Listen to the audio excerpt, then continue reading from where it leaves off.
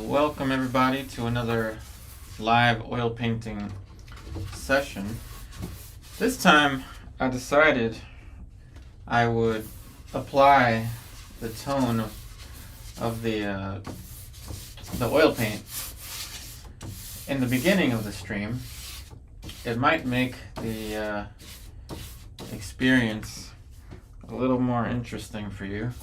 So I've used phthalo blue and ivory black with a 50-50 mix of linseed oil and safflower oil.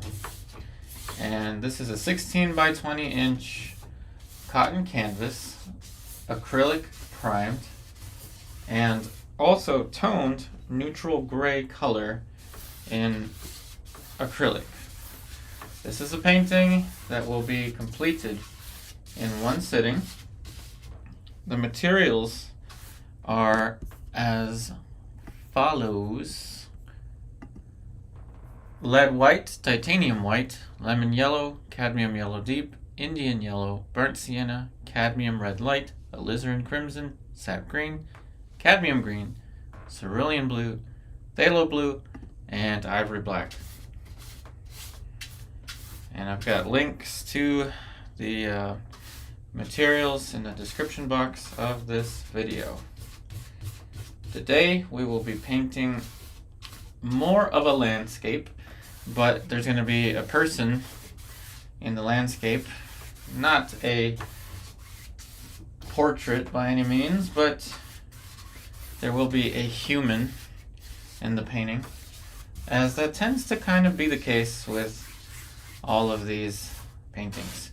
Alright, so let's get started here. Hey Gigi. Alright, we're gonna get started with the landscape. I'm gonna just use titanium white, and let's test out what this looks like.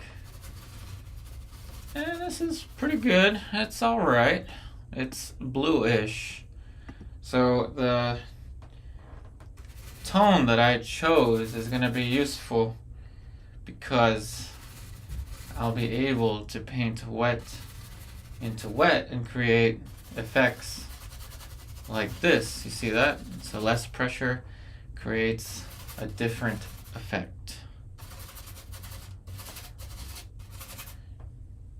It's going to look rather abstract in the beginning.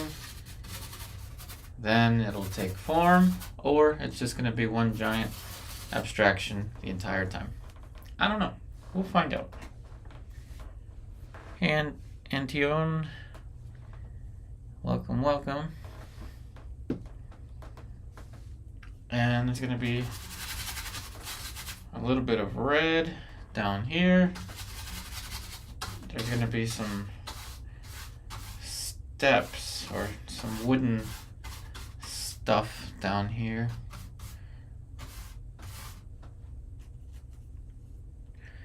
Okay, Mark L. Another little wooden thing over here, giving me a composition that's kind of like this. Using red with what's already on the brush, painting onto what's already on the canvas. Different gradations are possible with this technique. This is going to be a tree of some sort. Something like that. Okay. Now I'm going to switch brushes, and I'm going to apply straight black with a little bit of sap green. We're going to have our darkest shapes, which probably won't show up on the camera. Again, this is an expressive style painting. I am departing a little bit from my more realist roots, and we'll see where this takes us.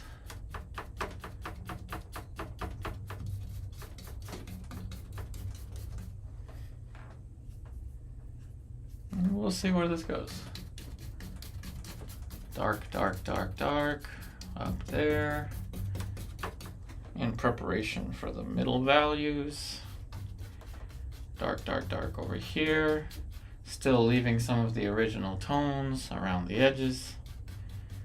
This is going to be rather exciting because you probably have no idea what I'm painting other than the vagueness of the title. Do I even know what I'm painting? I don't know. We'll find out. Alright, so with the same brush, now I'm going to add in some lighter planes. And let me try just cadmium green, see what it does. Cadmium green. Might end up being too yellow. I don't know. It's okay. So cadmium green. So you shouldn't really notice these middle planes that much.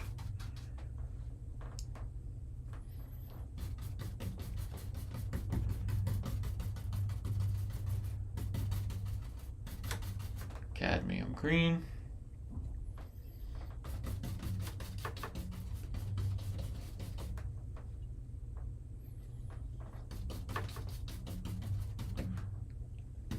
So this is just cadmium green. Again, the mixture in the beginning was very important, and it will be playing a crucial role in the development of this painting. The person is going to be over here. I didn't make it to the person just yet.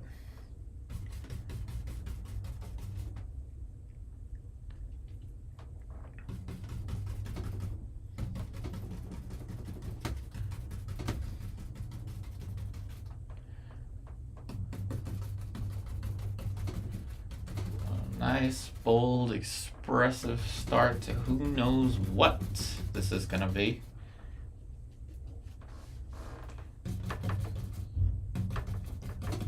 And maybe there's going to be something above here. Let's change to a different brush. Just whatever brush I can find. I keep my brushes in a container of linseed oil. I don't clean them using the sink. I should, but I don't because I don't have a designated art sink. And I use things like cadmium and lead, so I can't clean the brushes in my sink. Not that you care, but just letting you know. It probably doesn't matter that much. But this is just a cheap brush. I have a range of brushes. Brushes ranging from more expensive ones to cheap ones. They all serve different purposes. Some green foliage up there. Down here.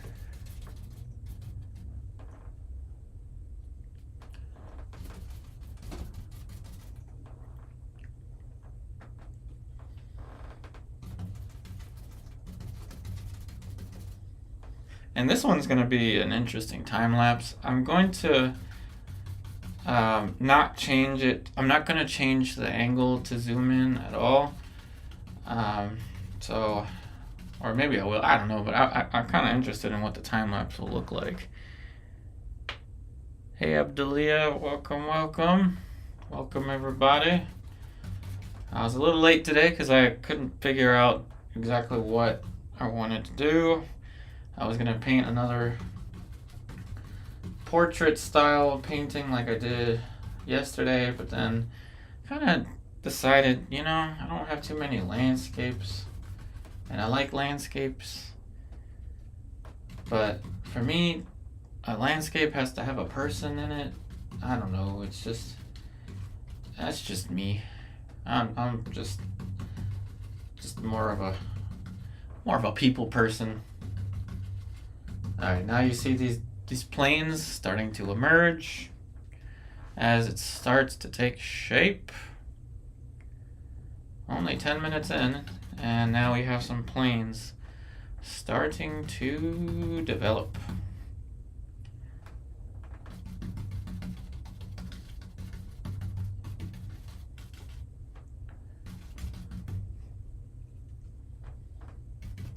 And there's going to be perhaps I don't know, some kind of tree-like thing. I don't know. Let's see over here.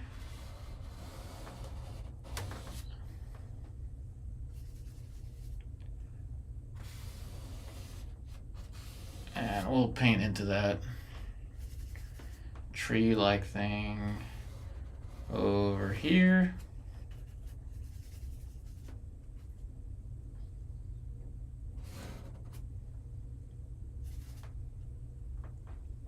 Kind of a leaning one.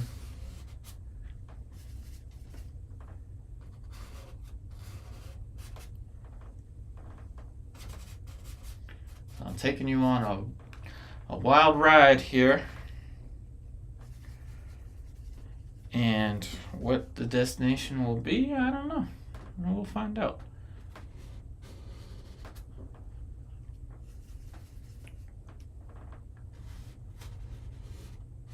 Well, we're creating a world here, a different world. One where food doesn't have to cost so much money, where people live in harmony and don't blow each other up. And I don't know, maybe there's some birds singing. Things are just more peaceful. And this is the world I'll be painting for you today. A little bit of a departure from the super realism. There's enough of that on the internet. Oh, thank you for the super chat, Rose. Thank you, thank you, thank you. Thank you so much for the super chat.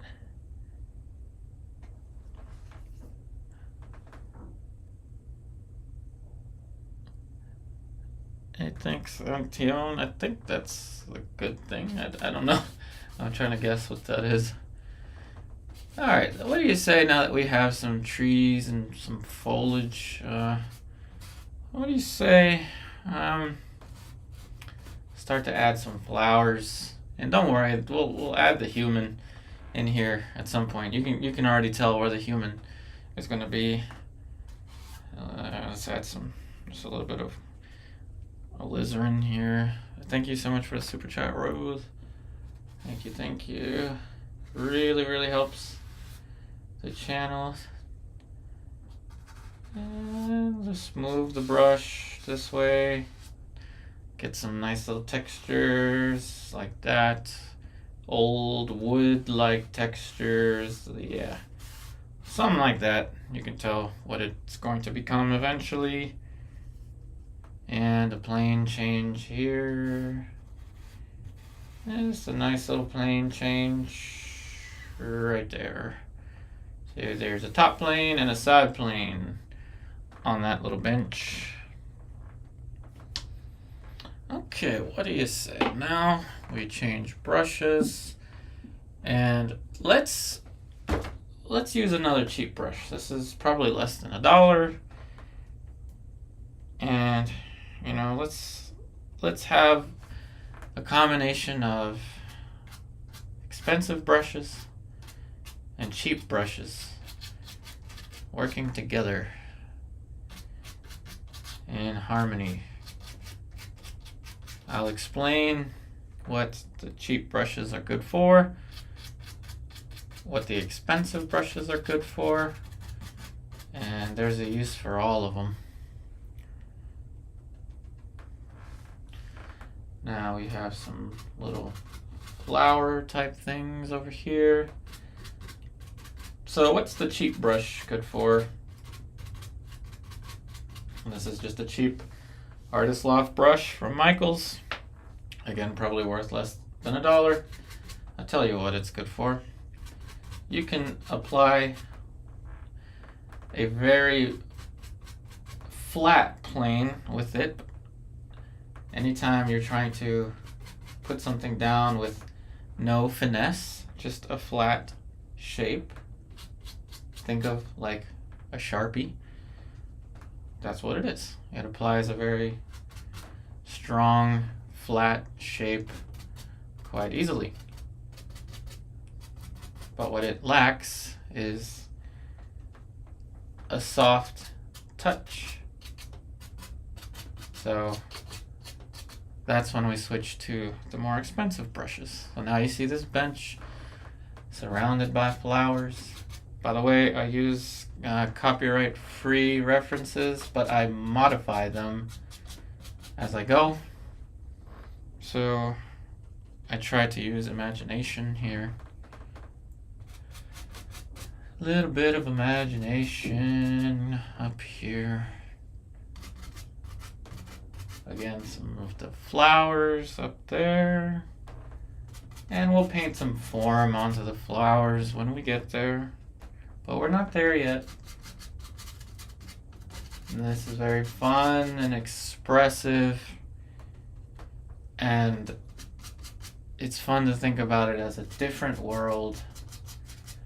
My goodness, I don't want to pay $3.89 for an avocado. No, thank you. I don't want to pay $7 for a dozen of eggs. You know, this is a world where the avocado is, maybe one avocado is 48 cents. Like it was back in the, I don't know, back in the 90s, or maybe it was cheaper in the 90s. I don't know. I was just a kid in the 90s. Alrighty then. Now we have some of these little red shapes. Now we will go ahead and paint the human in here. So I am going to just about wing it. I'm gonna wing it. No drawing, no consideration for nothing except pure enjoyment with the colors. The palette, I did not clean it. This is just the same stuff from yesterday. I clean my palette every couple days, but I leave the palette or the colors on the edge of the palette. And because I use safflower oil, it won't dry that quickly. Okay, so I'm gonna wing it, and I'm gonna say the model is wearing a white dress, a white top. Her head is not a tree, but her head will fit over here, right across from the tree. So thinking a little bit of the scale here. The head will be over there.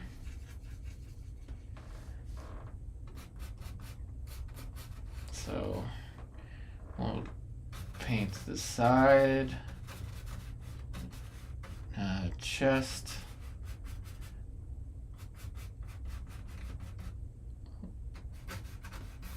Less pressure makes this less light.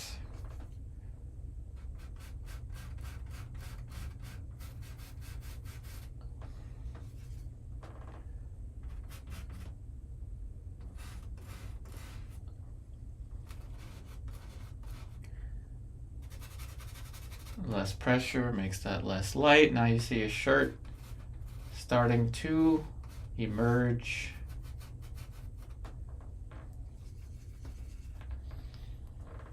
Alrighty then, so this is a white shirt.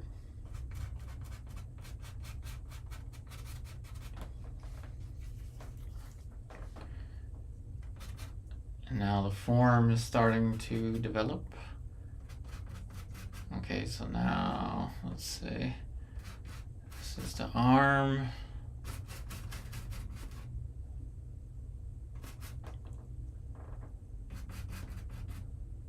So you see the person is rather small. This is mostly a landscape. Mostly.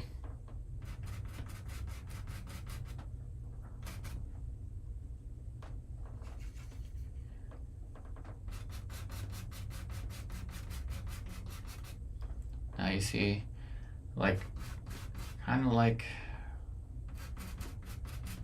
a clay sculpture.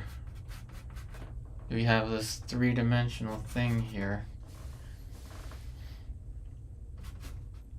Kind of like an apparition as well. Looks like an apparition. Now let's change brushes. And we're gonna add some skin tone. Luckily there was already some skin tone on my palette since I didn't clean it. A dark orangey pink is what I'll start out with. And I'll be able to paint more light into it. And like I said, I'm just gonna wing it. Right now it starts off like an apparition.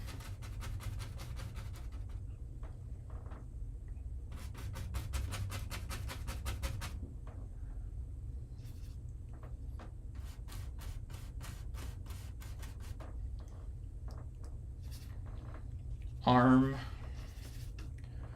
over there. Now you can see that this model is sitting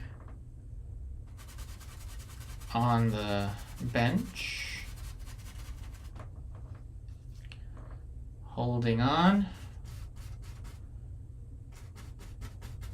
over here. And we've got an arm.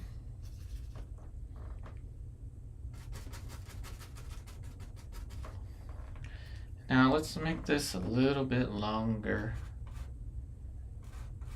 just to add some variety to it.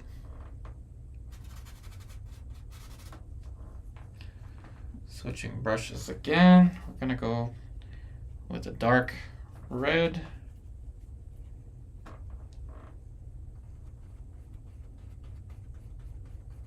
That's gonna be for the hair. Now this is what the expensive brush is good for. This is a Princeton Catalyst Polytip Bristle. It's a synthetic bristle mix. I've had this brush for probably 8 years now, I gotta say. I haven't cleaned it. It's fine. It does just fine. It's an Egbert brush.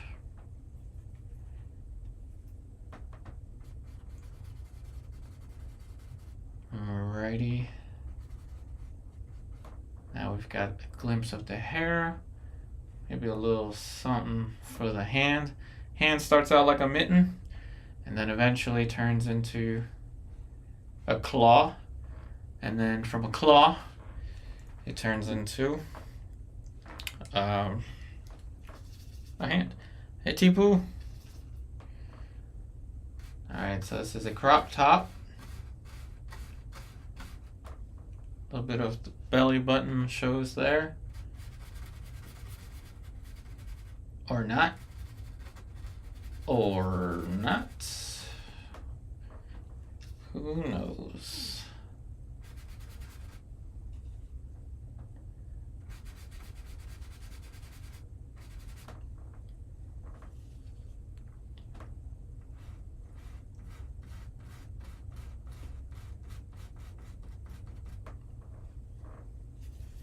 A little more of the skin tone showing through.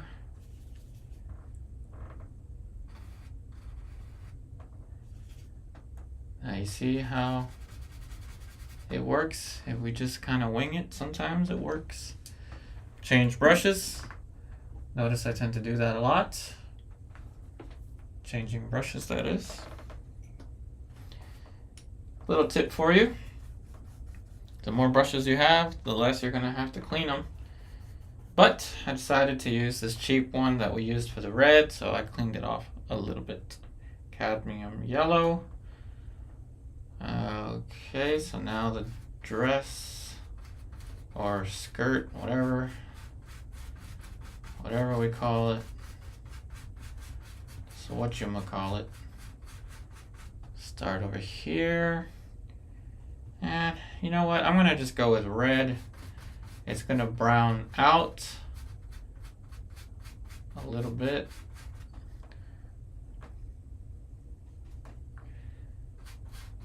So there's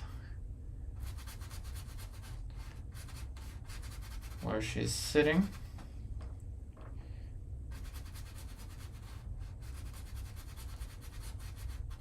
Still consideration for the drawing. Knee is going to probably go out to there. Thigh. So I'm using cadmium red and cadmium free yellow. Cadmium free yellow deep from Winsor Newton is not so good. I prefer the actual cadmium yellow to this. I just felt like trying it. Okay, so there's the skirt. The knees go out to about there. Now you see the image is starting to take shape.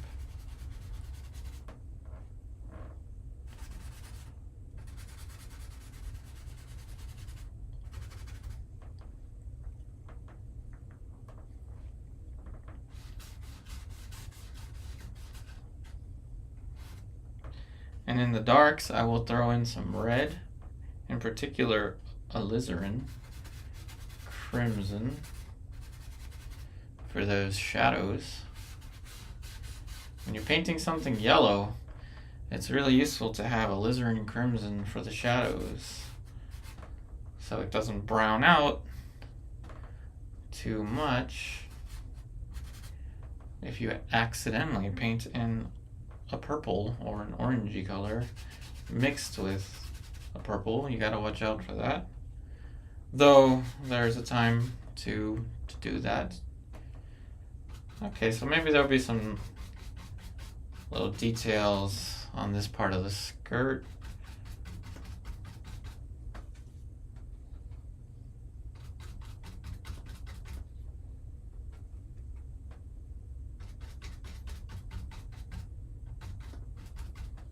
Now, of course, she's not just going to be floating there. There will exist a shadow without a shadow of a doubt. There's a cast shadow right there. Cast shadow on our little wooden thing here. Cast shadow.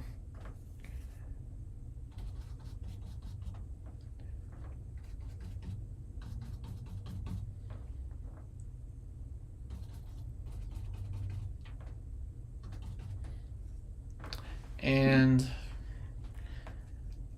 maybe she's wearing some heels of some sort, some shoes.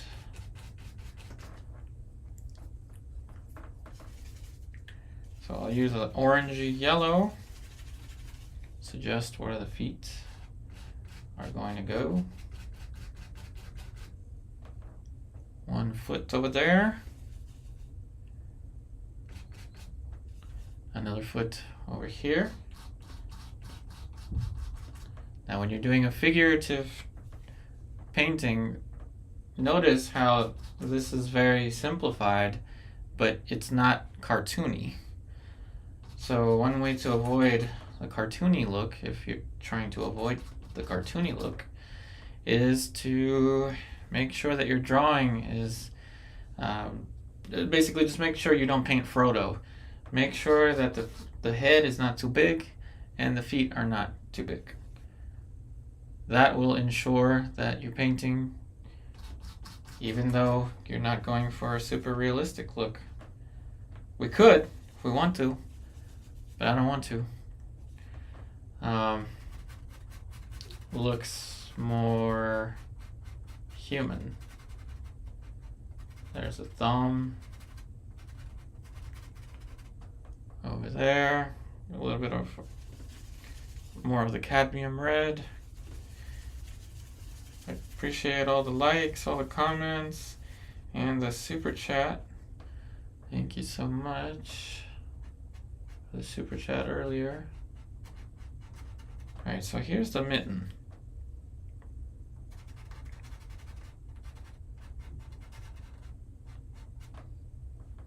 We'll add more specificity to that later.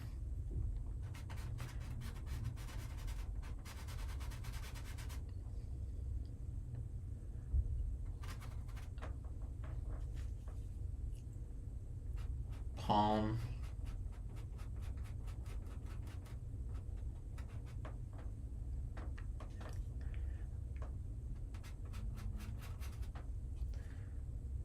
Thumb. If I can get enough paint on this brush.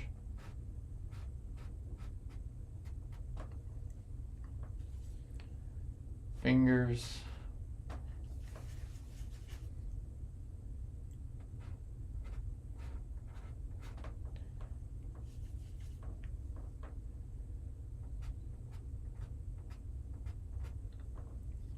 And I will paint in this string and paint it out several times. But we start to indicate it now. Sometimes it helps to let gravity do its thing. Let the brush fall.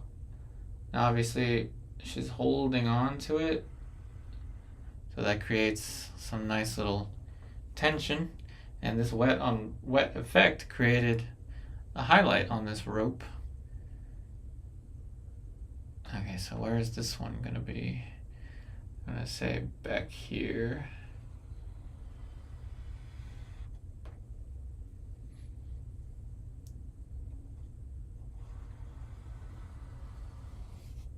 And we'll paint that out, paint that in, and then paint it out.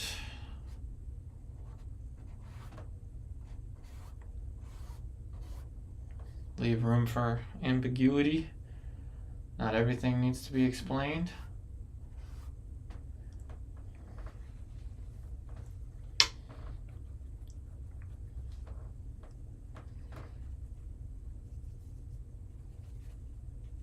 And now add some shapes for the face. I'm using alizarin because I know that there is a deep orangey color, or not orangey, whoops. There's a deep phthalo blue greenish tone here. The face starts off real simple like that. This is a sable brush. One of the more expensive brushes that I have. It's useful for control when I want a soft touch. Not too bad, not too shabby for 34 minutes. Dare I say it is finished? I could say that if I wanted to. I could. Like I said, these are more expressive paintings. So it's not so much the realism that I'm after with these.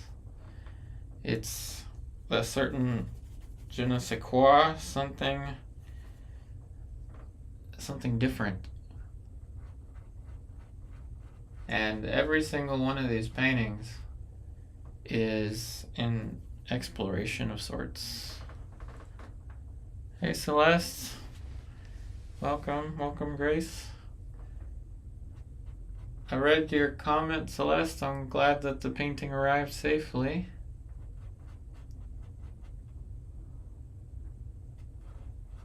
Sorry, I haven't had time to respond to YouTube comments just yet. I've been all over the place.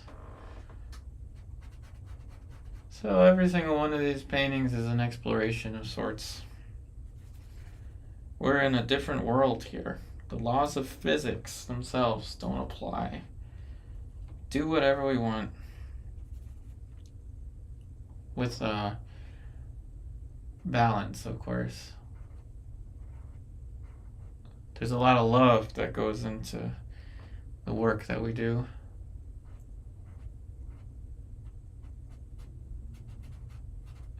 And anything that involves love or feelings, strong feelings in one way or another, is letting go. That's what I'm trying to do a little bit more with these paintings. Just let go. Yeah, we do need a new world. I agree. I'm glad you liked the painting in person. I tell you what, everybody, I struggle with photography. Photographing paintings is not my thing. So, if you ever get a chance to see one of my paintings in person, you'll notice there's a lot of differences, in particular with color. Okay, so the face is starting to develop a little bit, but take caution. You don't want to get too invested in the face too early in any portrait or figurative painting, because once you become attached to the shapes of the face, you're not going to be as open to changing them. Drawing is all about correcting your last mistake. And there's people that will say, you know, that quote about mistakes in art. You already know that quote. I don't have to tell you. You already know that quote. But the truth is, there are mistakes.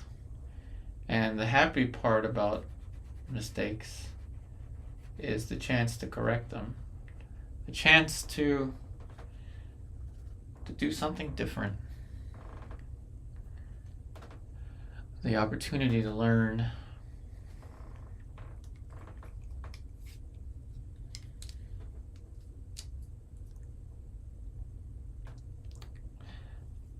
Oh, that is true. It's kind of tough to visualize all the layers. Yeah, definitely. I just kind of don't like to do the underpaintings that much for these. Instead, I just like to let them develop.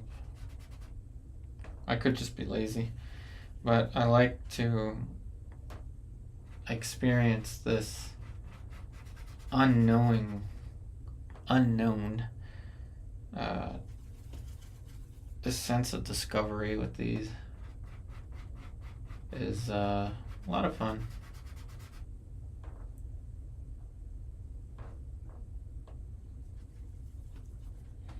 Now we have the person in there somewhat now indicated. Now you can clearly tell the focal point is right there. That's the focal point of the composition.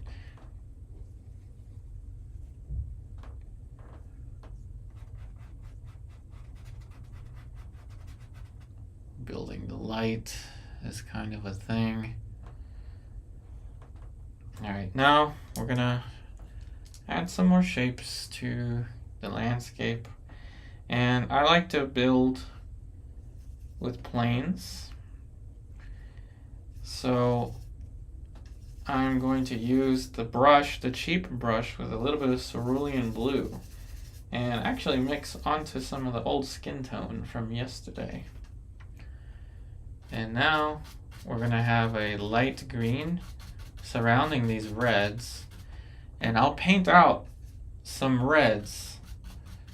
It's okay to paint out some of these previous flowers, but now what I want is for these lights to have a different effect. Pulling towards the model or pulling away from the model is going to add something different to the composition. Now we're going to really be figuring out our composition.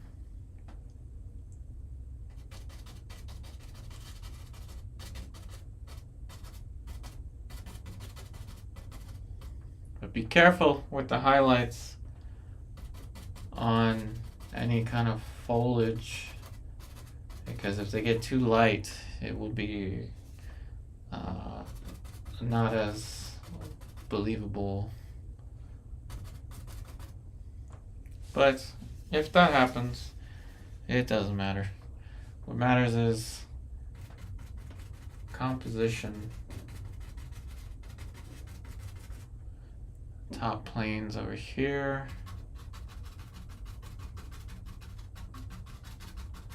Top planes up here.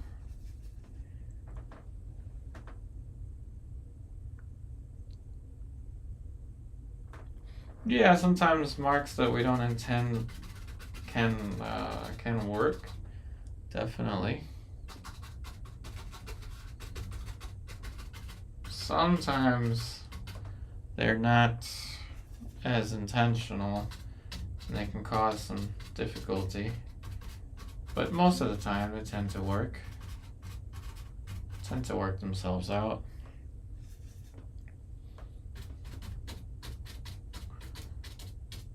Now we're using the texture of the brush to create some light on the leaves, and texture for the leaves is another element here.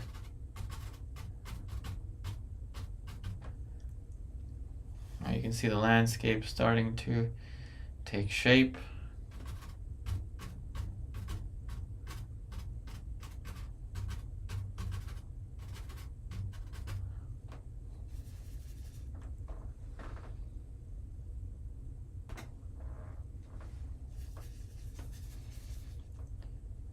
Soon I'll make a slideshow of these paintings. I don't even know what number I'm on anymore with this series of paintings.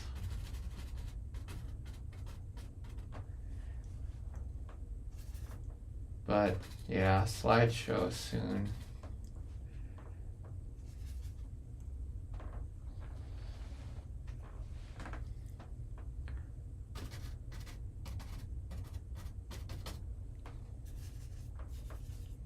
And I'm kind of using some of the skin tone for these shapes because it blends in with this these under layers quite well.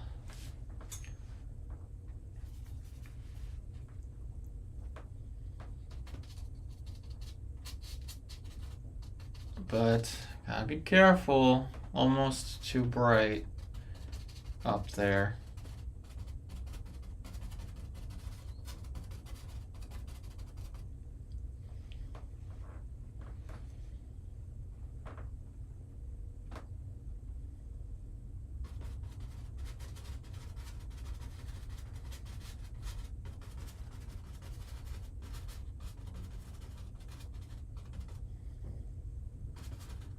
More leaves.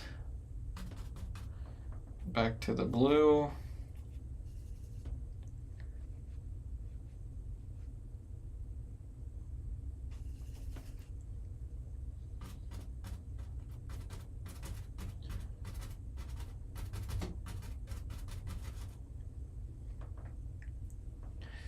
And you know, the funny thing is the most complaints that I've ever gotten on my paintings are on landscapes. And I think it's really my aesthetic with landscape has always been more I guess freeing. Anyway, let's throw in some more shapes along the background.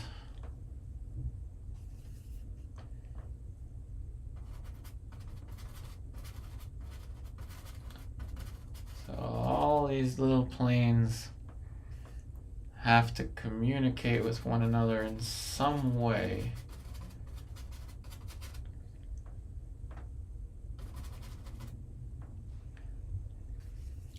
Another one that I'm excited to turn into an art print. This is another one. You know, already 46 minutes in. I was happy enough to let it be 36 minutes. Now, the rest is just fun. The beginning was fun, but now we've already done the heavy lifting. All the big stuff, the big decisions. It's already happened. This is why I really like this type of painting. There's just so much potential. And if you can control your drawing with your color, it's a really cool place to be. But let's not lose track of the world that we're painting, this different world. It is a different world. Again, there's some, you could picture already, imagine the birds singing in the background. Affordable rent. Let's say there could be, let's defy the laws of physics in here. There could be a, I don't know, propulsion system that just runs on color. The car that she drove to get there runs on the color of the trees, color in the atmosphere.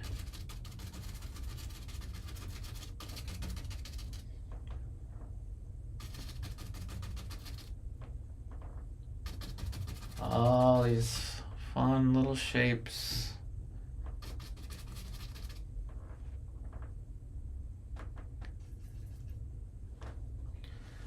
Hey Christopher, put an old world tarantula in there. Yeah, we could do that.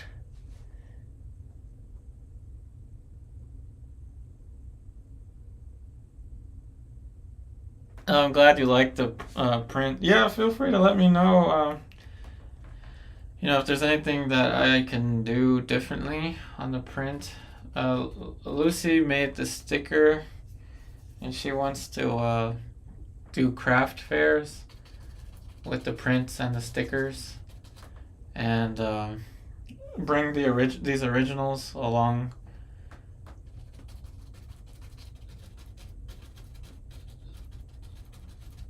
We can put in an old world tarantula just hanging out. Which kind of old world tarantula we put in? Probably not a feather leg tarantula, or that one might be kind of fast. So we'll put in an OBT, an orange bitey thing.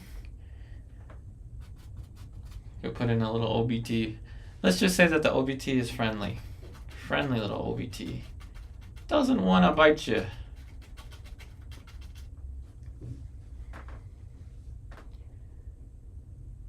Hey Barbara, good to see you. It's been a while.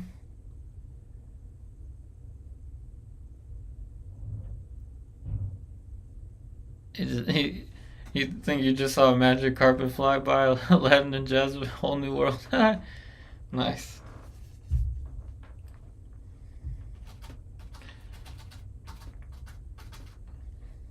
And I'm using just the skin tone for these lights.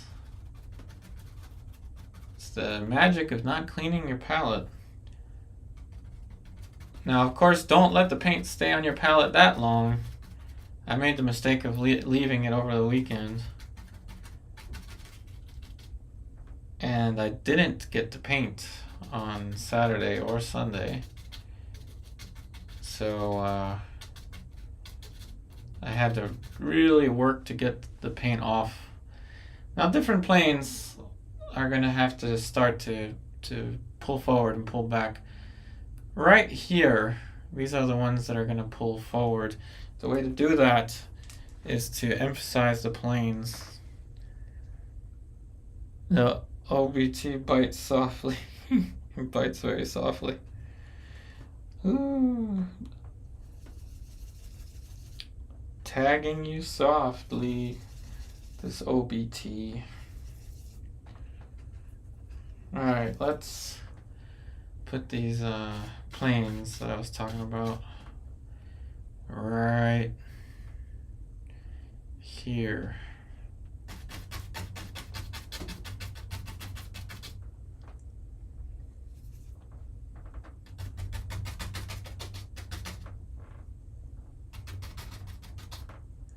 And up here, it's gonna get darker, but this light is actually a glare, mostly.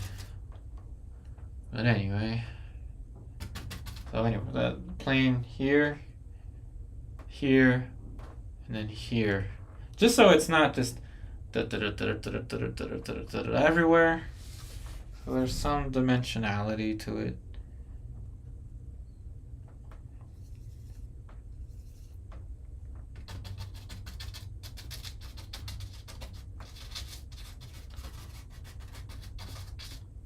Dark planes.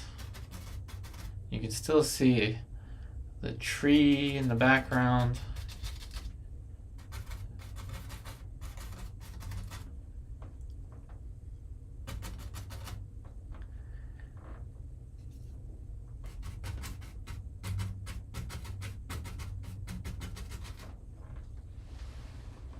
Okay.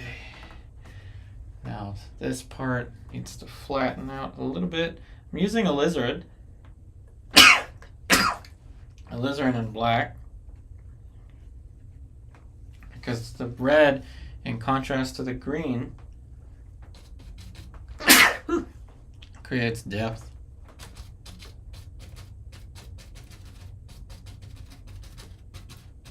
Right there.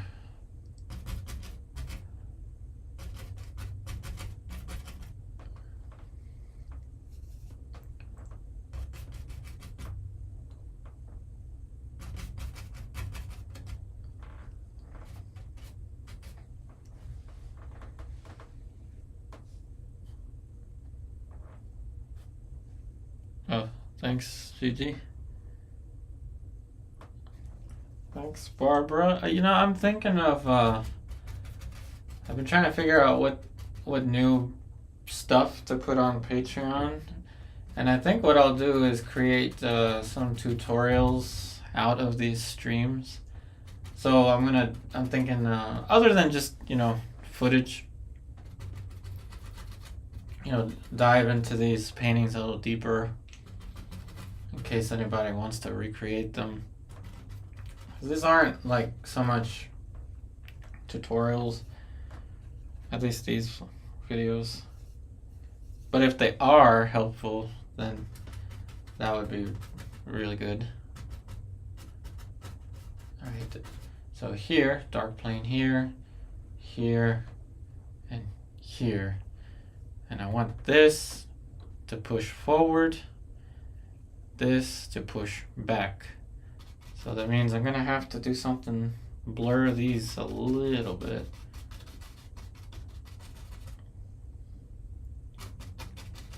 So first I started by putting all these shapes in, and now I'm gonna steer them towards more of a sense of form. And then of course we'll do more for the face. That'll probably be after the break. We've got 5 minutes till the break. Can't believe it went by that fast.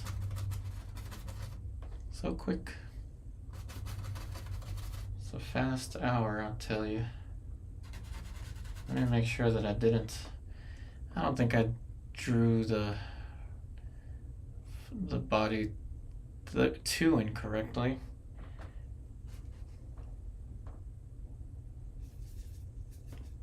Now we'll push this shadow.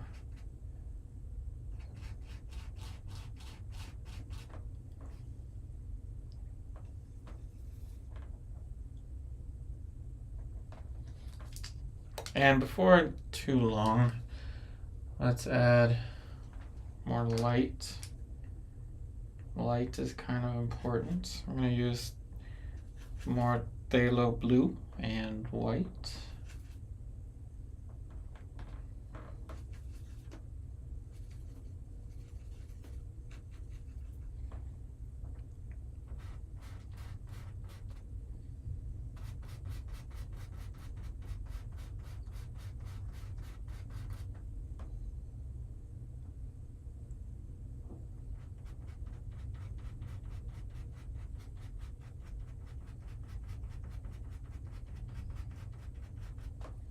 So phthalo blue and white.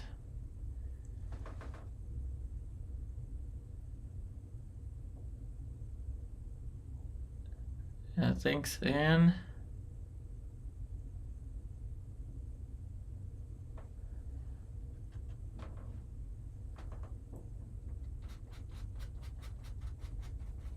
I'm adding more light to my painting. There's one thing that my wife Lucy is pointing out a lot, is that my paintings are looking a little dark sometimes. And I know that's because I don't have a light in the living room where these paintings are hanging temporarily till they find new homes. But I agree with her that I can push some light. Well, thanks, GG. Trying to more or less just push the light, then I'll articulate the drawing if I have to. I'm glad that the foliage looks good. That always kind of concerns me because I don't want it to be too chaotic, but somewhat chaotic. Makes me think of Jackson Pollock somewhat, in a good way, not in a screaming kind of throwing paint everywhere kind of way.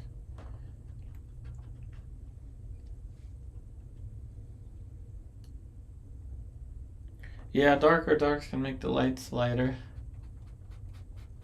And this is definitely really bright now. I can't imagine it not being light. Now this is lighter than that.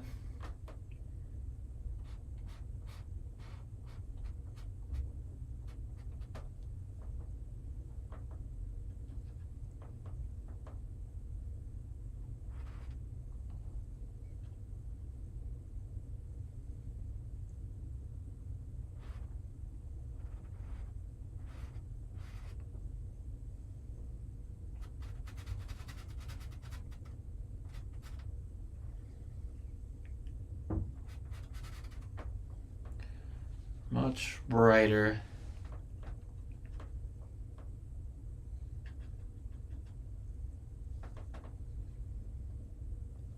Oh, thanks, Christopher. I'm glad you liked the duality in this one. Trying to contrast nature, realism, expressionism, and all around feel-good-ism with these.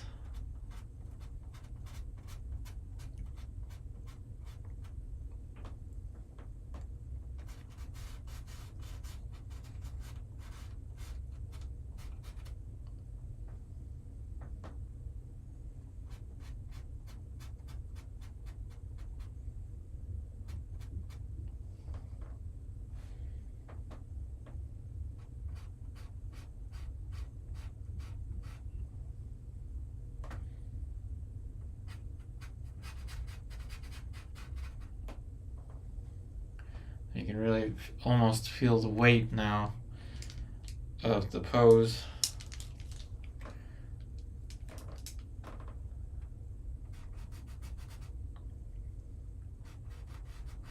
Lots of brushes and hands in my hands, by the way.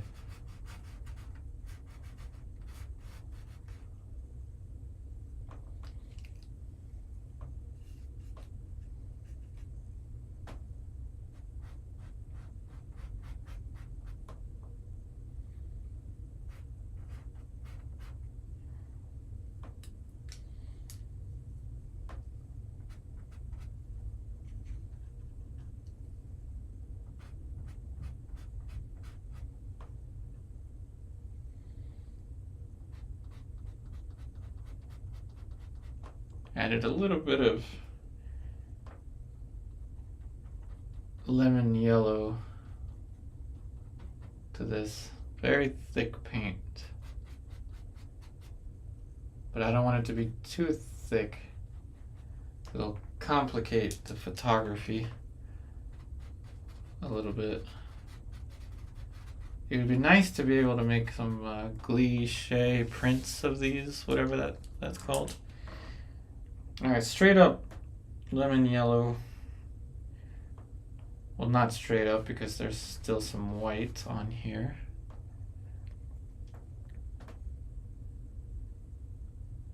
Without a mouth, the face looks AI. I still haven't put a mouth. Here, I'm gonna do something kind of funny since we're gonna take a break anyway.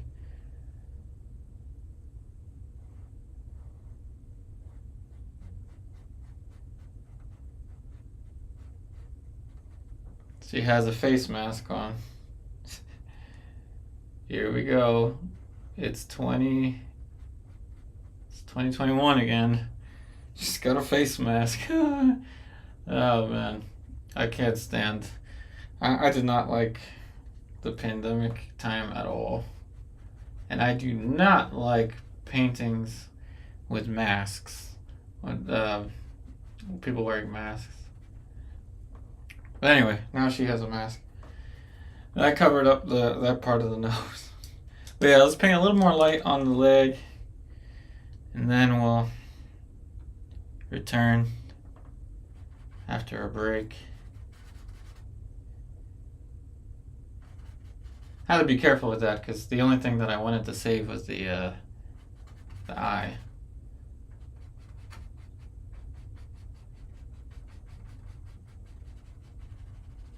Oh, we're building a little more light here. Thanks, Christopher.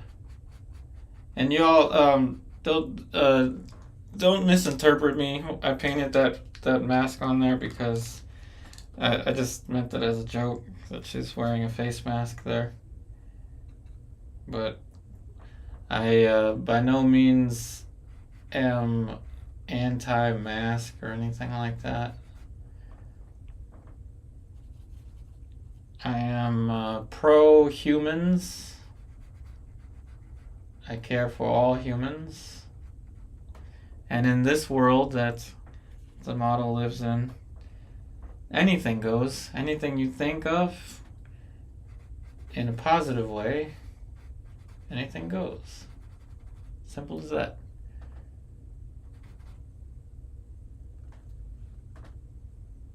Everything is fresh and healthy, but the person is isolating herself from it. True. True. I like that. She must be socially distanced in the garden. Oh, man.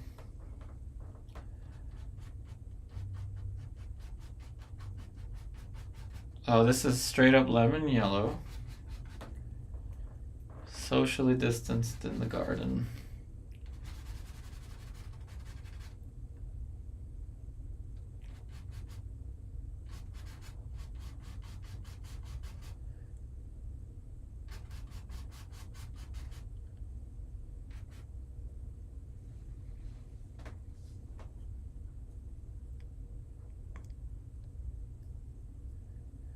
Let's see.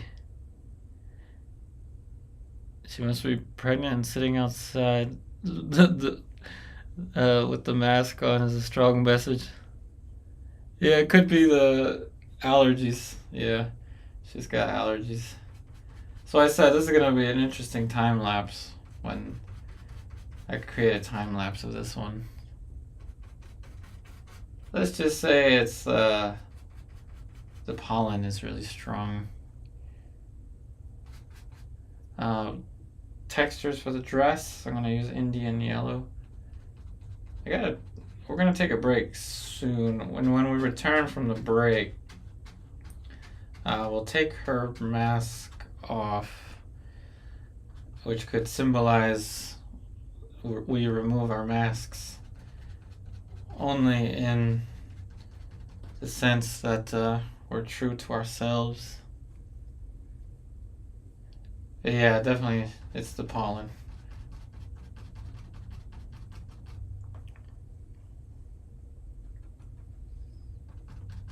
Texture for this part of the dress.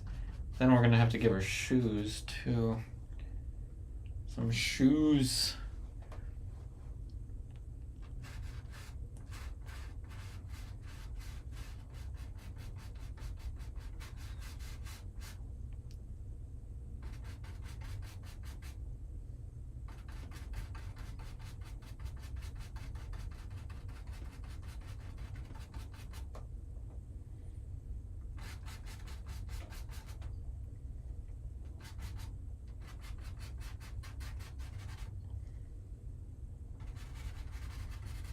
Alright, so we push the light on the model a little bit now. And we can go ahead, take a break. When we return, we will paint a little mini face there.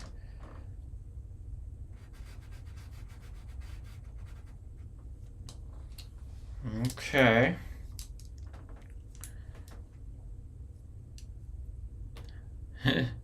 She's barefoot on her own garden. It could be. It could, but then I'm gonna have to paint toes. I don't really like painting toes. I can do it, but anyway. We're at an hour, 8 minutes. So I'm gonna go ahead and take a break. I wanna play. I'm gonna play a little bit more of that 30-minute portrait, and eventually I'll upload it to YouTube as a pre-recorded. I don't know, maybe on Saturday or whatever, but consider this a preview of that 30-minute portrait. So I'm gonna go ahead and take a break, maybe play some Nintendo Switch, take and stretch, and then I'll be right back. So don't go anywhere unless you absolutely have to.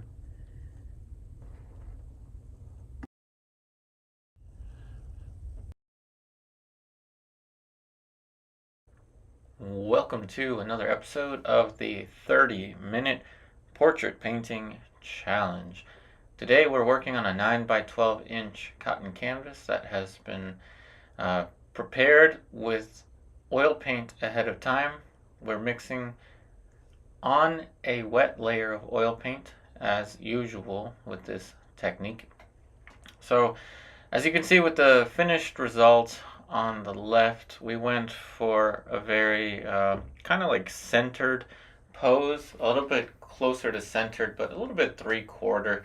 So we're seeing some of the turn of the face. But anyway, let's explain what's going on here. So this is all real time. There are no edits involved with this video, just voiceover. I decided to do this exercise without talking while painting, which usually makes me more efficient when I don't have to explain while I'm painting. So today's painting is a little bit better than the last time, but what I'm doing here is trying to build the mask of the face.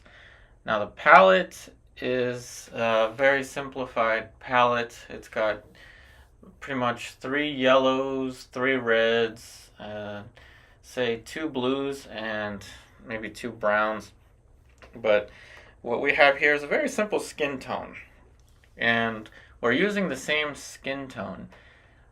but applying different pressure on the brush. So when you're working wet into wet, different pressure creates different values, even if you're just using one mixture on the brush. Now, if you can optimize that, then you have saved yourself hundreds of hours worth of mixing little tiny gradations on your palette.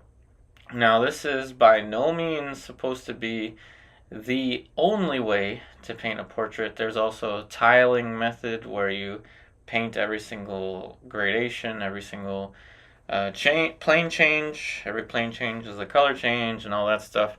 But this is more of an exercise in paint handling and basically just reacting to the paint and trying to see how we can optimize each step.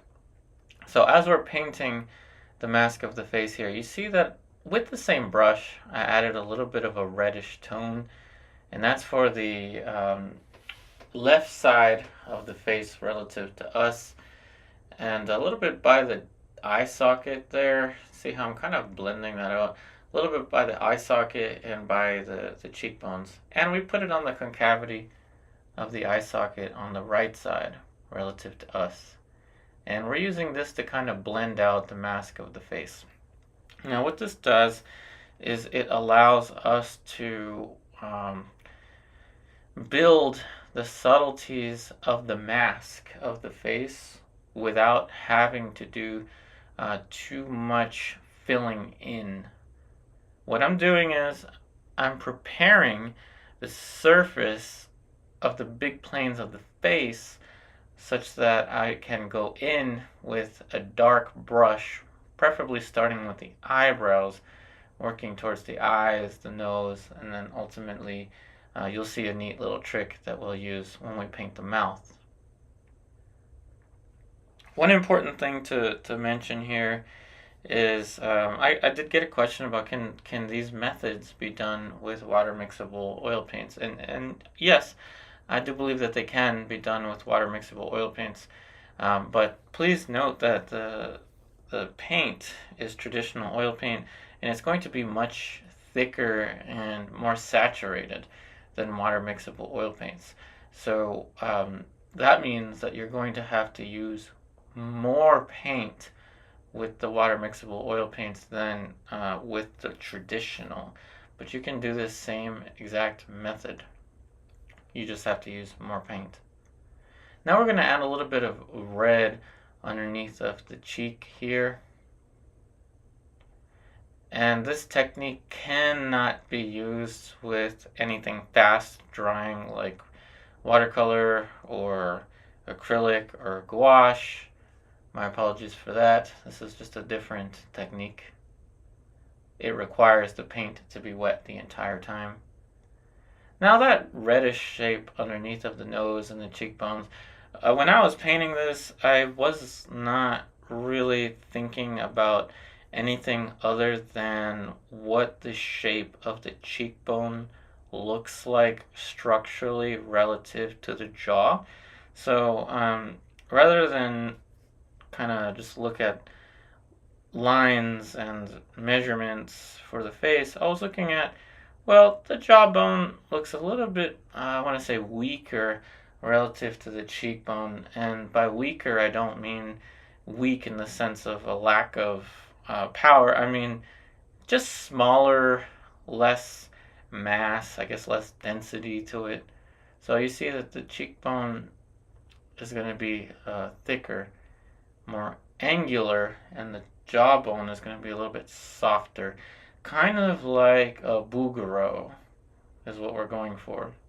Now this is by no means supposed to be a method of which how we can create a commission portrait or a perfect likeness of a model. This is reacting to shapes.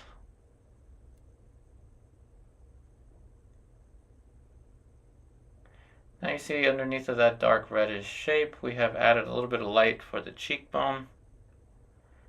And that area is actually going to be a little bit cooler. And the way we achieve that color is by just letting the tone of the canvas, the oil paint tone, just mix with the paint that we already had.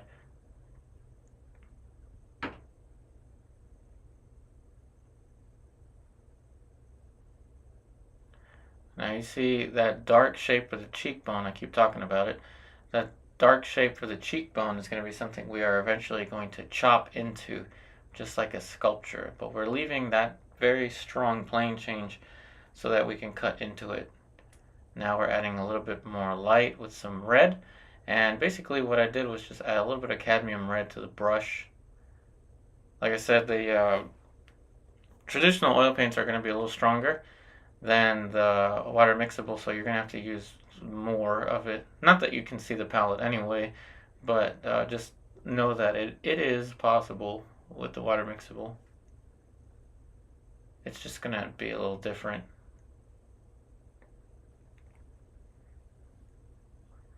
Now we're adding in a little bit of a light with some red to it for the reflected light on the left side of the eye relative to us.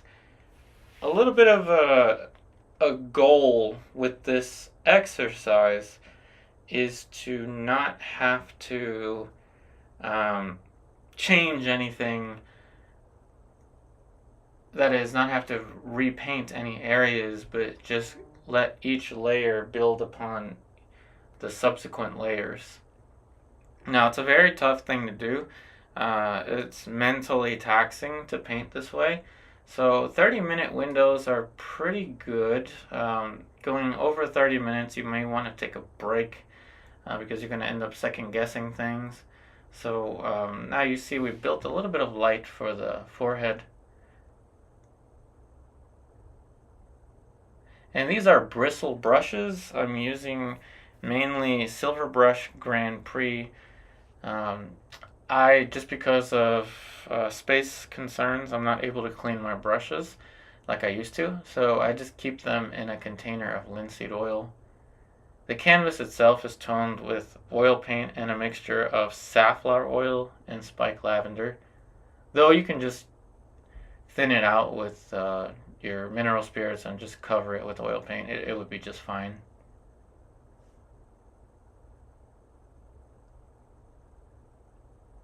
Now you're seeing we're sculpting out the plane for the frontal ridge of the skull.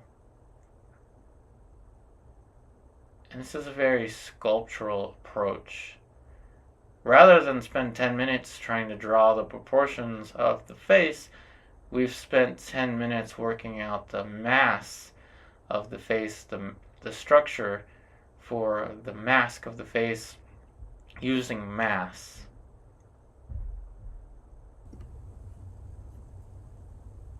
And the skin color. Alrighty then, I have returned, and like I said, I'll update or upload the full version of that video as a pre-recorded soon. Okie dokie, let's go ahead and paint the face. So first thing, okay, so barefoot, probably not. So we're gonna put some sandals on, or at least some kind of hint of shoes. Like I said, be careful not to make the feet too big, because then the feet will be too big.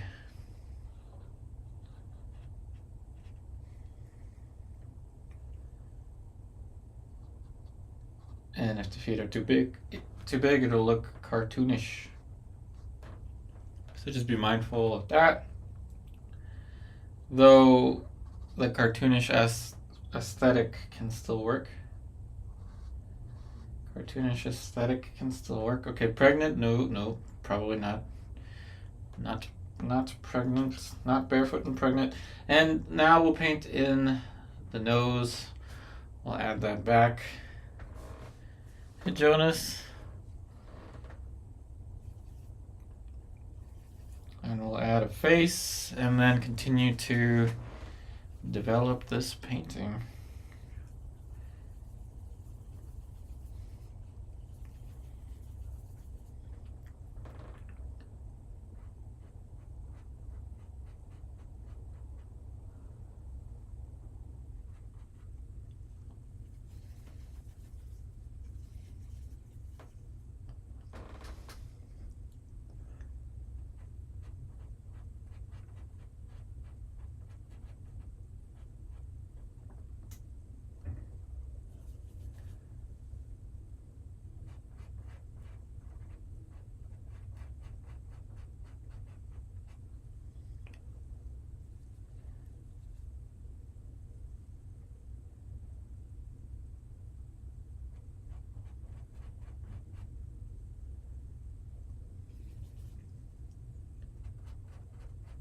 Alright, so for this very simplistic face, since I do want to keep this painting bold and expressive, I'm still going to put some form on the face, but exactly how much, I don't know just yet.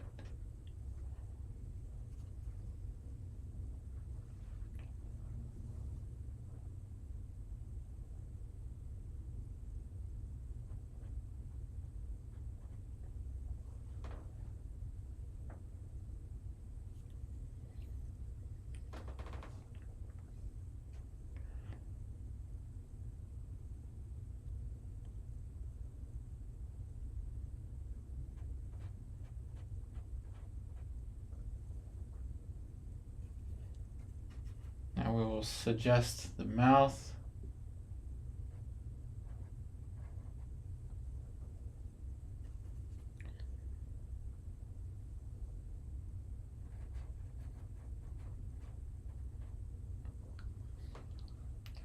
Get an idea for the placement of that.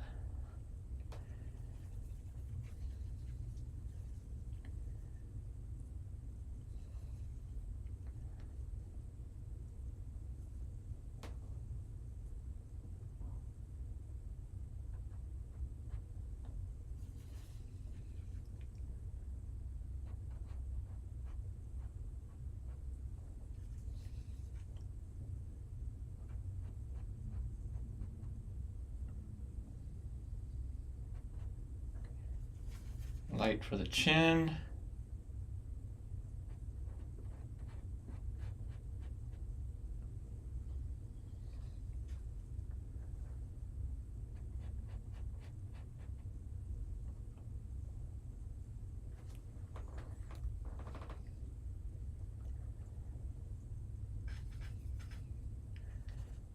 Definitely need a bigger palette. I've got color all over the place on this palette.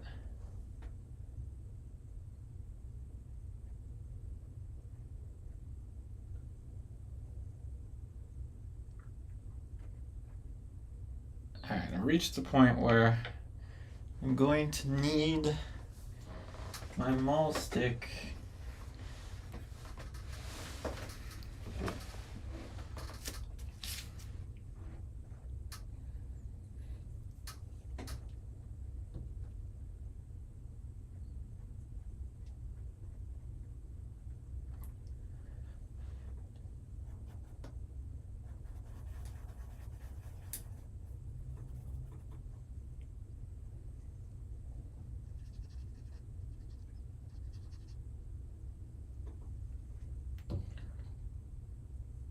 Oh, I did say that I wouldn't do close-ups because of the time lapse. I wanted to have the time lapse be, kind of all in one. Because when I started the painting, I mean all in one frame. Because when I started the painting, I showed when I toned the canvas. But I realized something. I took a break and played the video that I played. I'm gonna have to edit that out of the time lapse. So we'll just do the zoom in. Let's just do the zoom in. She's looking kind of sad, so we'll cheer her up a bit. Maybe we tell her a nice joke of something. Speaking of joke, what's your favorite art joke? I'm feeling kind of talkative today, more than usual. What's your favorite art joke? We've got 19 people, so perhaps we can have 19 different art jokes.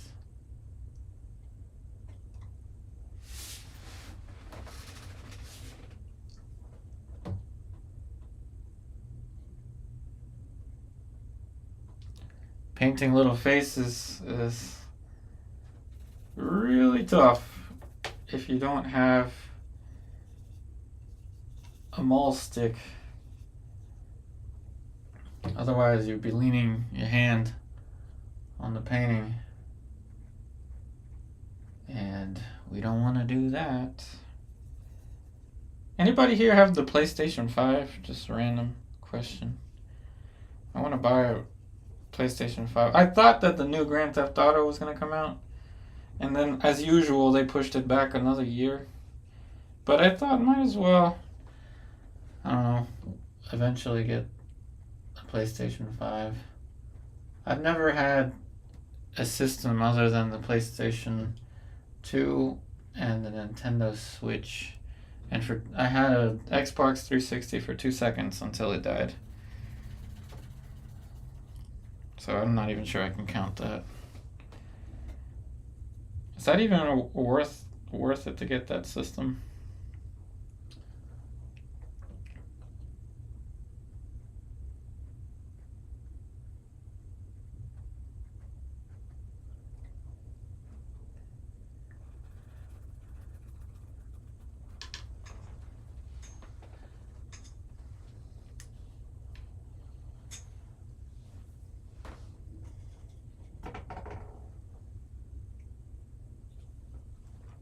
You know, I can't help it. I gotta add something strange in the background. And I'm going to add a robot. But only a small glimpse of a robot. You'll know it's a robot because I told you it is, but you won't actually know. The canvas say to the paint, stop brushing me off. That's a good one.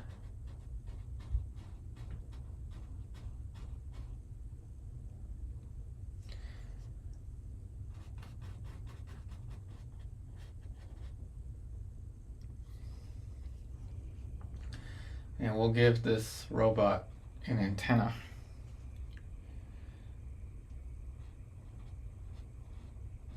Every time there's a landscape, I'm either adding a UFO or I'm adding a robot or something.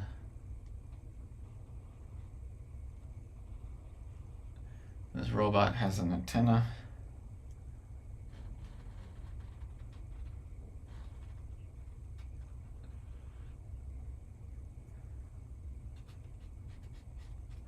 Okay, anyway, now getting back to the face. It needed something.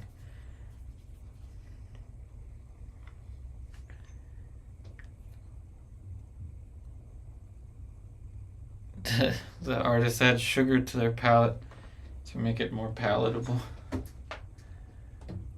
Hopefully that palette didn't have any cadmiums.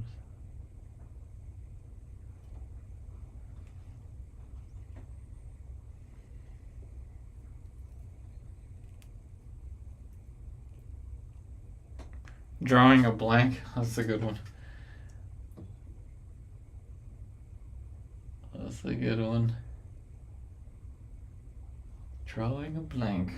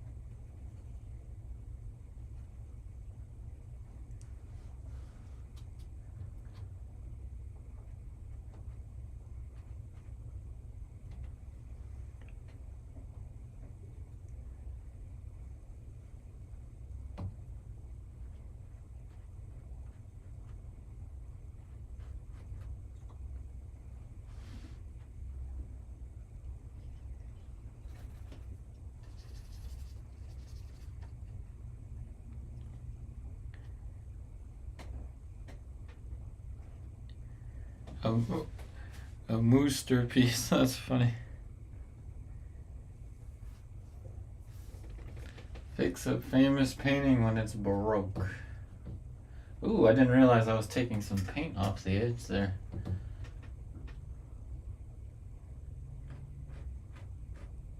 A Baroque. We're pretty much in the Baroque times now, thanks to the price of everything.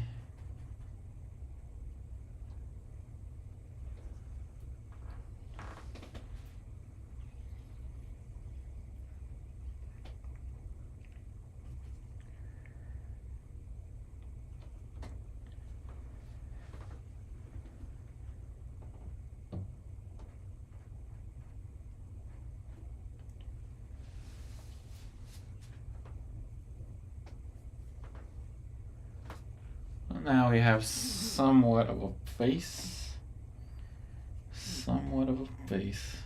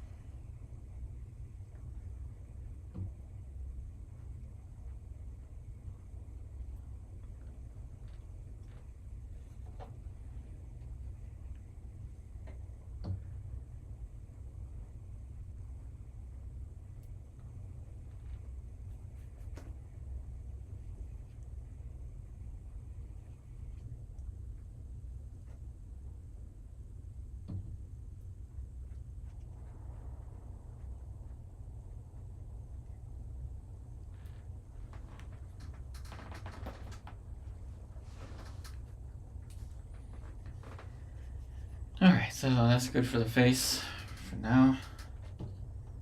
Go back to the hand.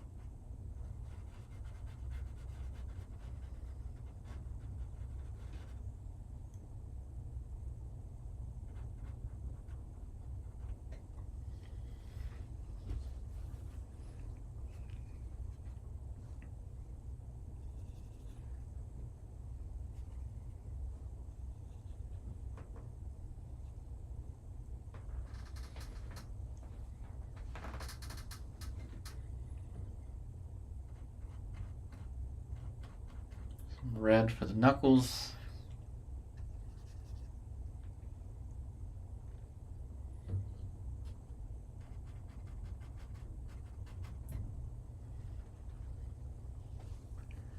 And I kind of like the hand being as obscure as it is.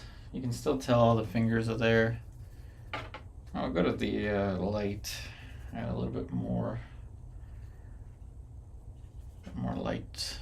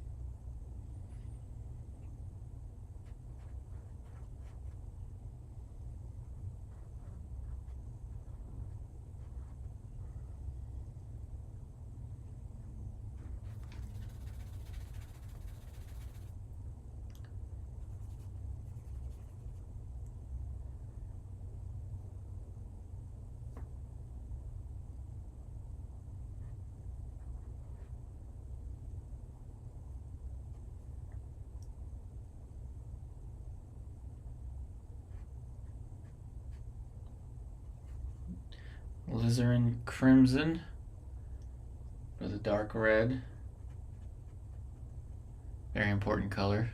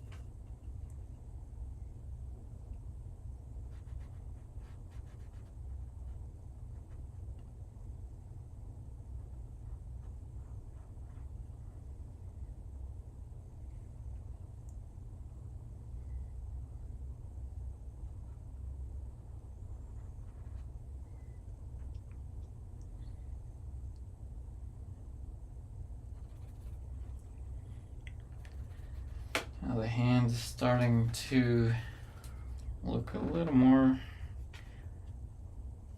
convincing.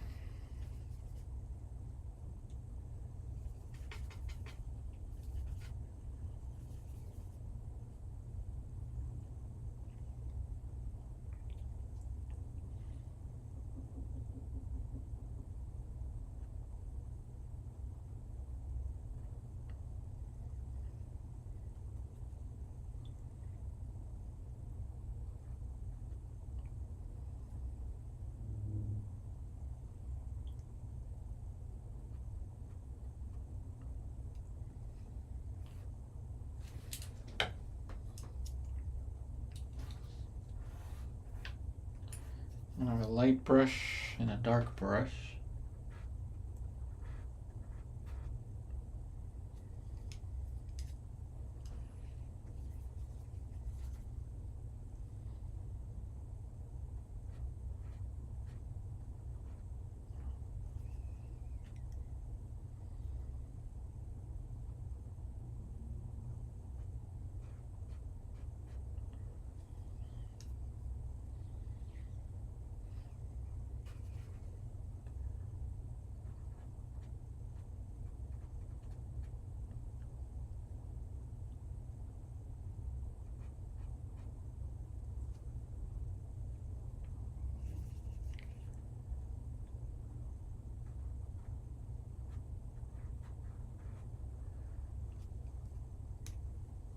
Okay, almost there with this hand.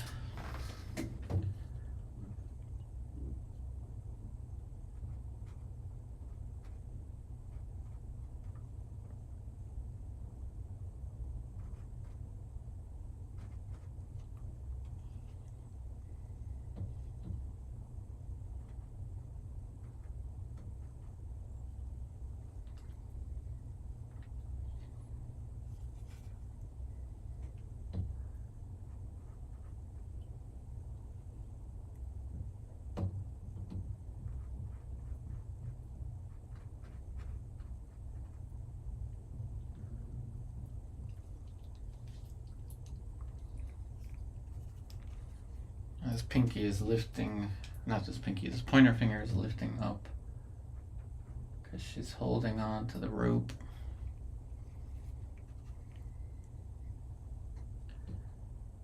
Tricky shape to get, not gonna lie.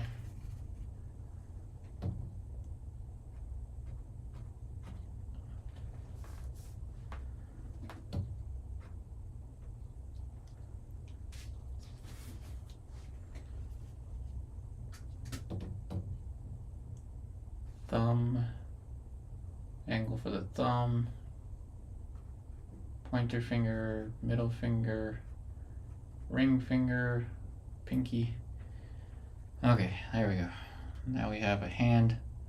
And I like to throw in some red contrasting with green, especially around here. This will be the red.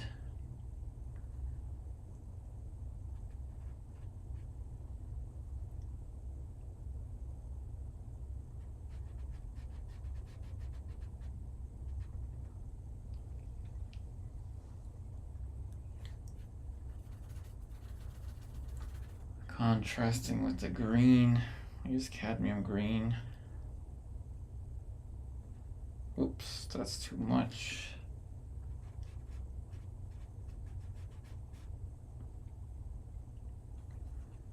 Obviously with the pink of the skin.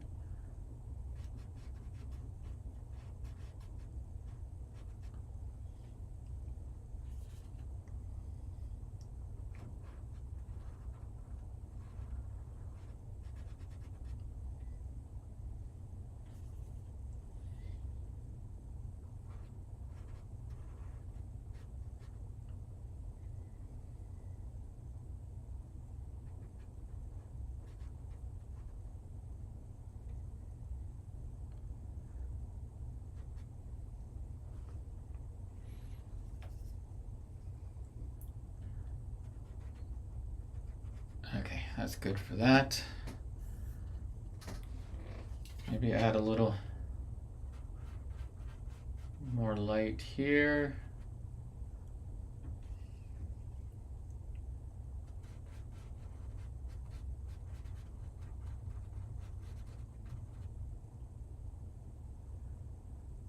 Maybe some light on the cheekbone. And something for the hair. What do I want to add? Some light using the skin tone for the light there.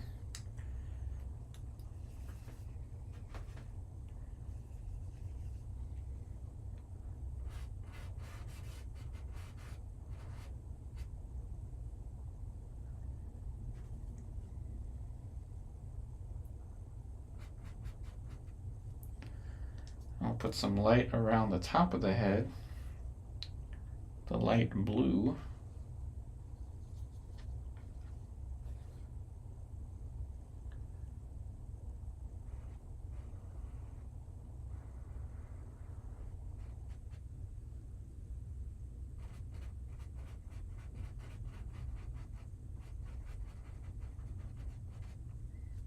Contrast that with dark.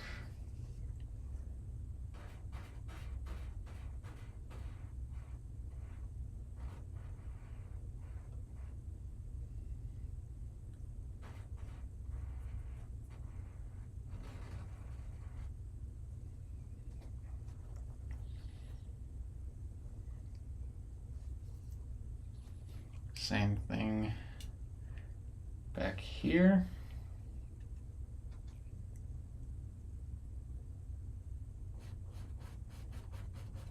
But not up here because the tree is over there. And we'll probably make her hair a little longer.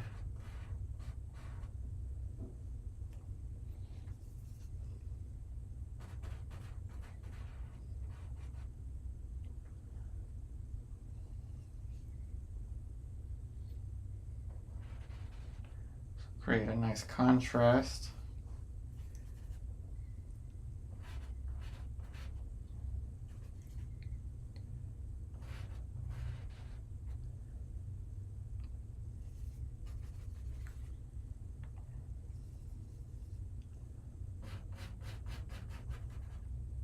Then we'll put a cast shadow there.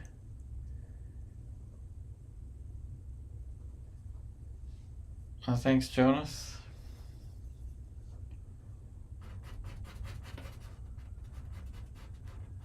And thanks for sticking by with these very different streams, everybody. I know they're not the usual stuff that I used to do on YouTube. I'll still do those portrait tutorials, but I really do want to, do something with my painting. And it's just kind of my personality. I prefer more realistic stuff with a hint of expressive painting, or maybe it's more expressive with a hint of realism, but some kind of balance.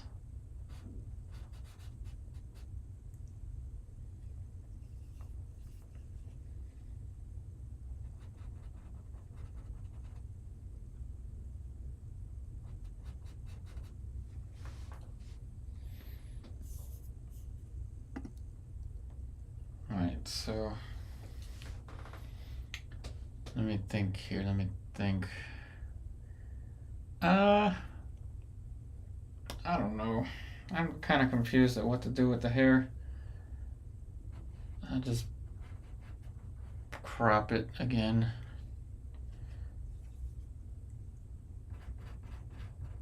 Sometimes I'm a little indecisive. I'll just crop it. It's easy to push the colors around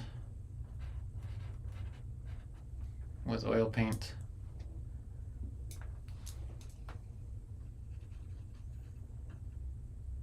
Alright, so this means we'll probably move on to some other stuff now. Which kind of reminds me of the new progressive actress. Has this kind of shorter hair. You could say 15% or more. Man, but I kind of miss the old progressive person that they don't have anymore. At least as frequently.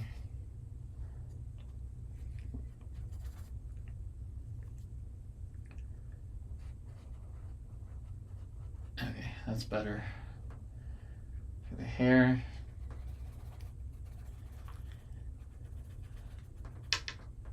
Alright. Now we'll go venture off back to the landscape.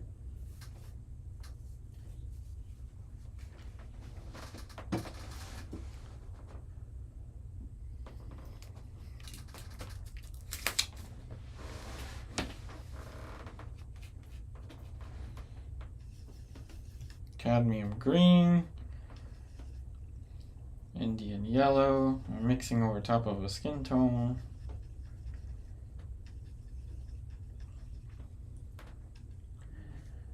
Now we'll push, let me pick a value, something like this, a little bit lighter now.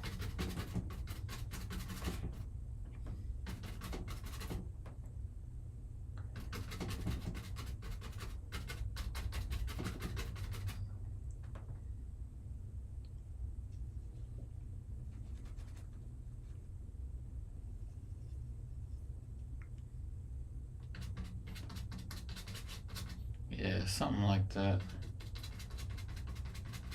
So we'll put more light here. Like I said, be careful with the lights when you're painting the foliage.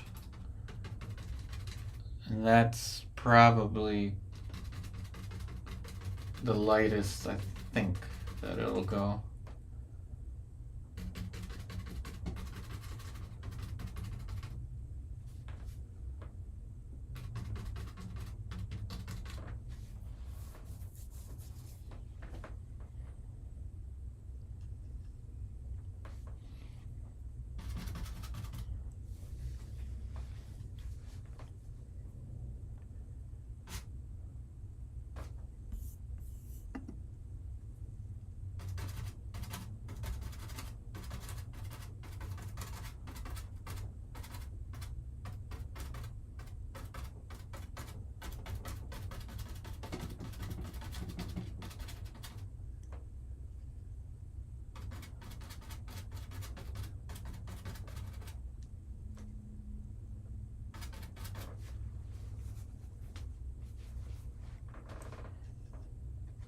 So just this front plane has to distinguish itself, and I think the only way I can do it is with a lighter value.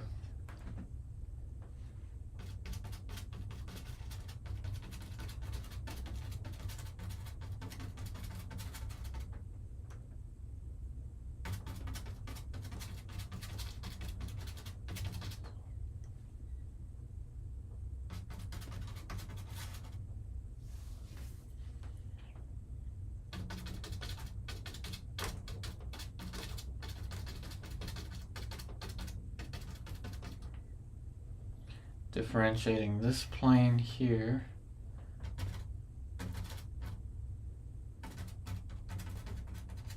See, it's almost the same value as this, so that's going to need to get a tad bit lighter.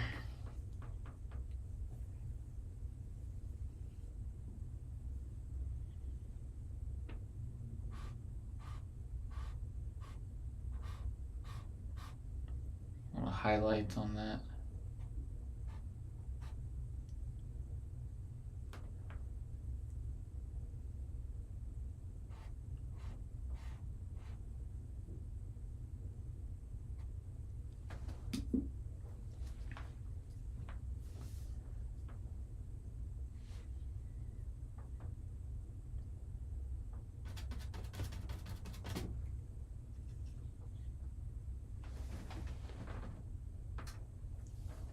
From a distance, the composition reads pretty well. I'm just thinking of how to push form a little bit, or pull this plane forward.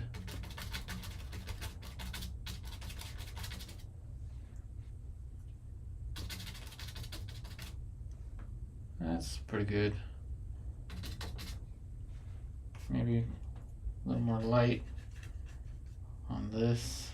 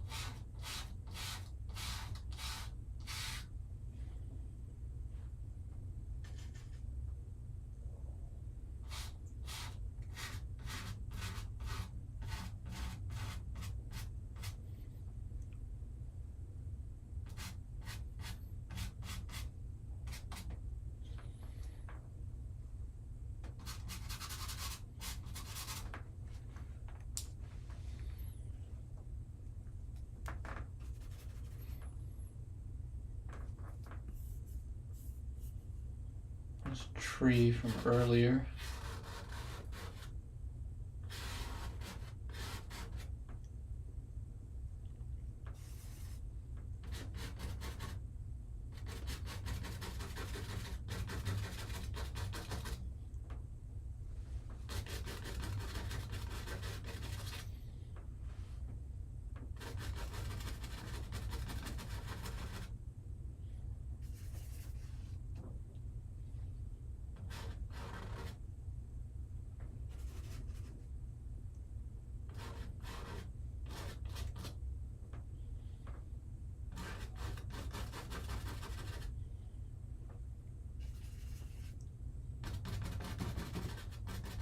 I guess we just painted out the robot.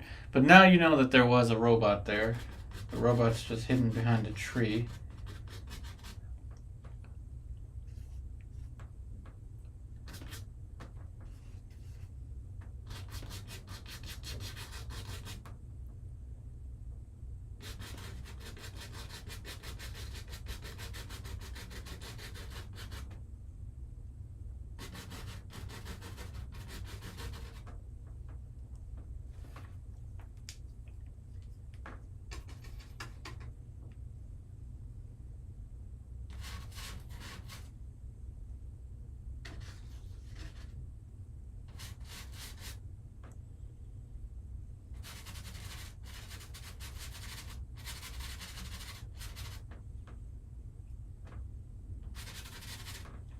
Again, thinking of the composition in terms of light and dark. This light, light, light, dark behind, and then middle values. Even though it's not intended to be a realist painting, still considering realist things.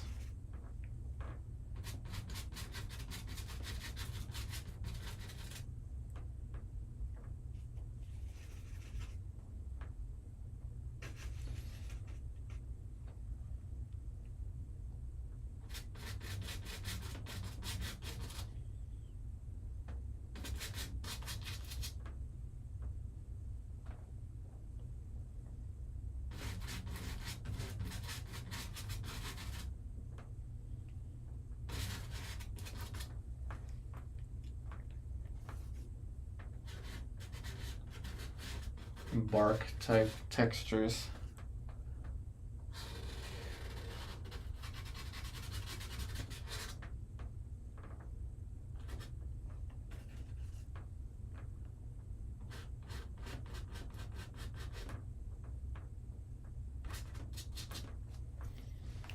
Now we're gonna go back to the dress,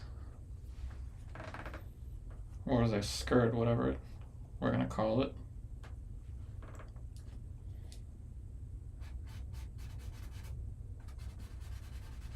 Yeah, I really am not liking the cadmium-free yellow. I'm gonna have to stop using it and buy the actual cadmium yellow. This is not cutting it. It was just an experiment.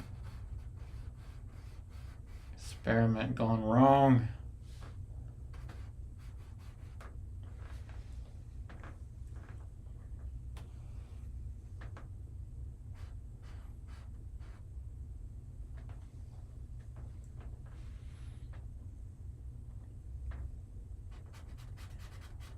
Yeah, it's not strong enough of a yellow.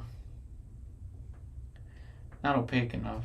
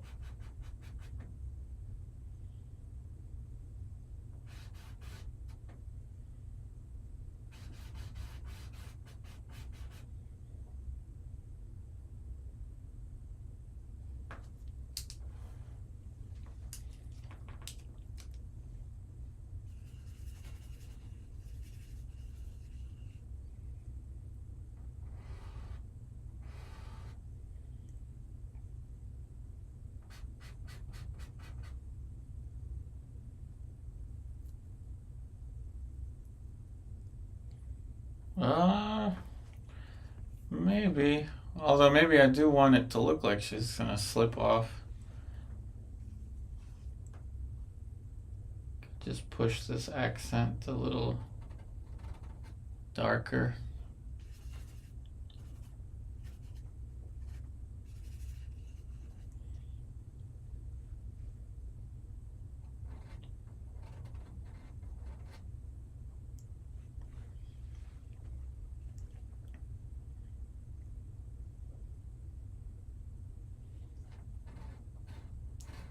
Yeah, just push that accent a tad bit darker.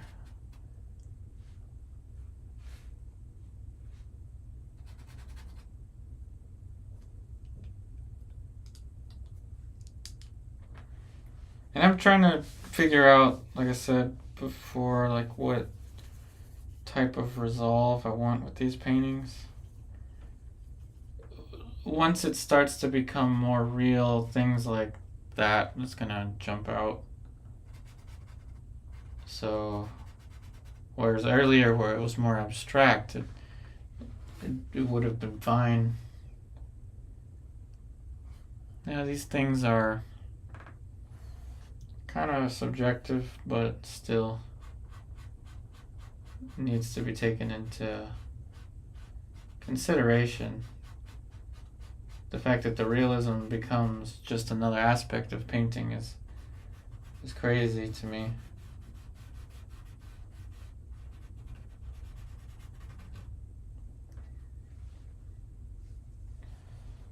Let's push the light on that even more.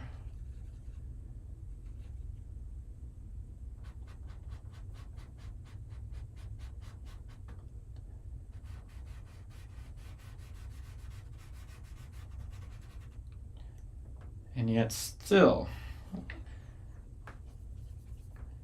it's too blue.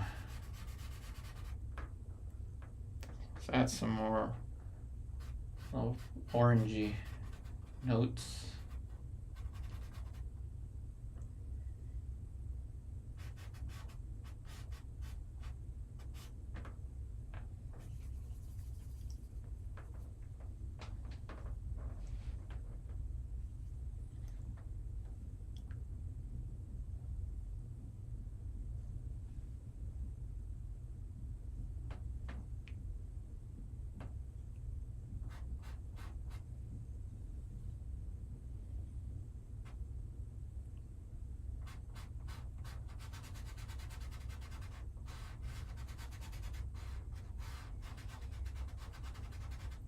And I'll definitely balance these streams out with the portrait ones that I'm sure most of you want to see. I haven't quite figured it out yet. I was gonna do a super realist portrait of like a elderly man with maybe like this size, but I'll still do some faces just to keep a balance.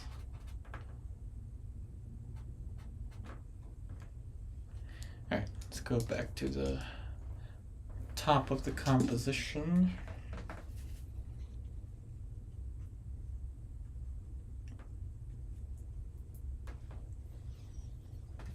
And unfortunately, most of this looks light. I think it's because of the glare. Let me see. Yeah, kind of. Just because the glare makes it look that way.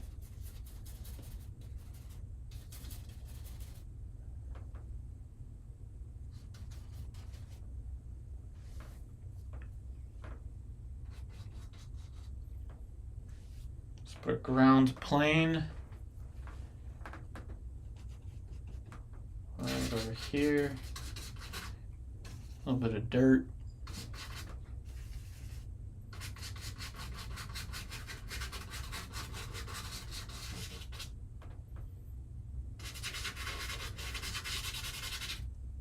Started off with red, then I'll add green to it to brown it out.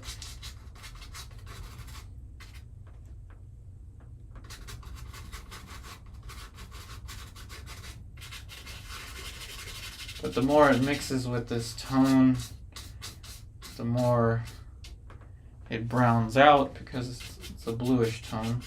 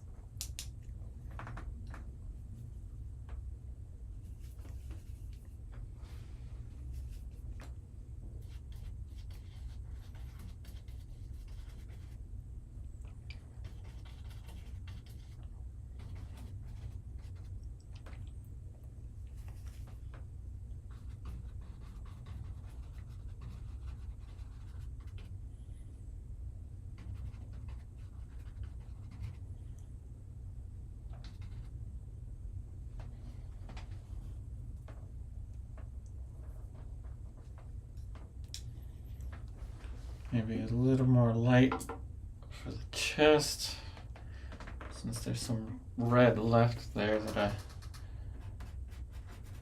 I left when I repainted it.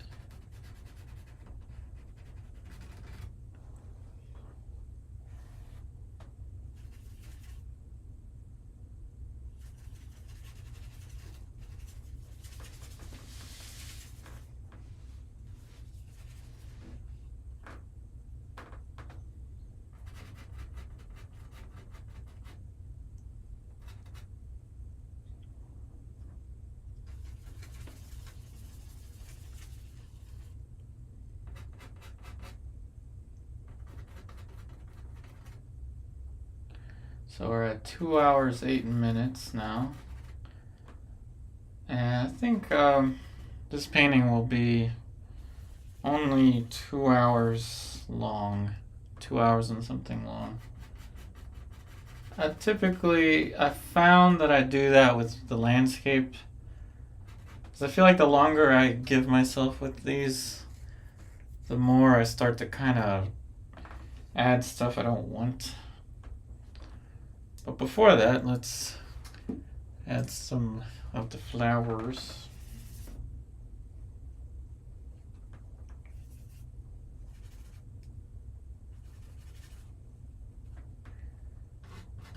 There will be some lights as well as darks here.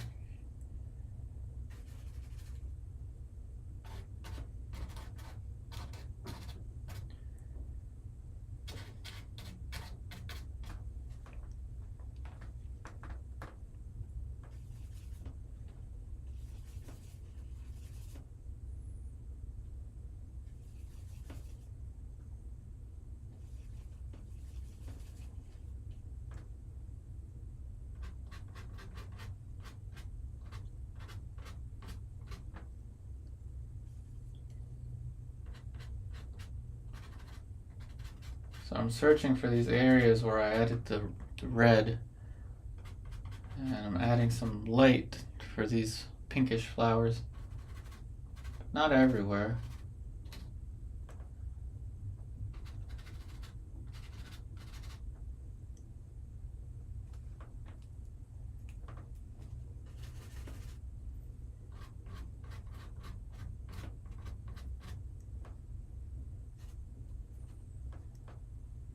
Let's say that this bush in the front has the most of the pinkish ones.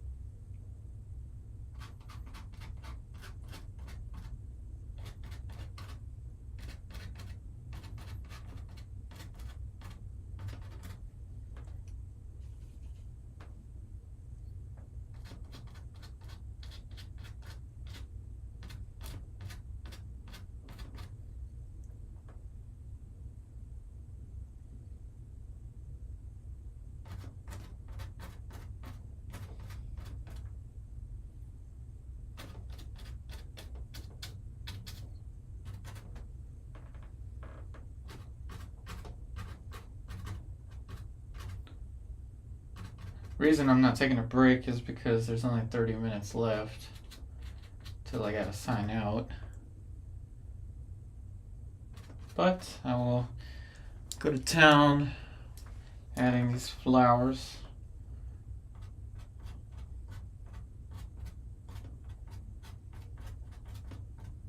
It's always fun to add them, painting wet into wet.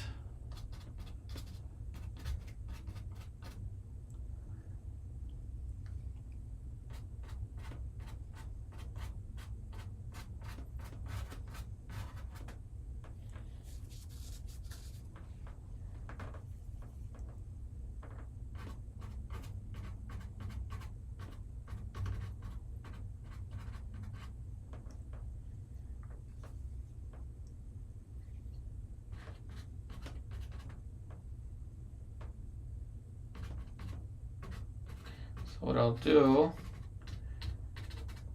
is add the flowers and then blur some of them out.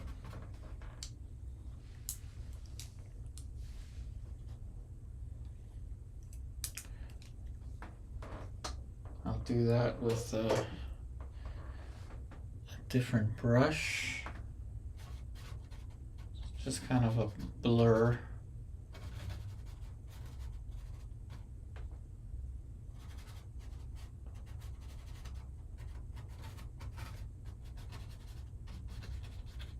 Wherever there's too much drawing the eye, I will blur.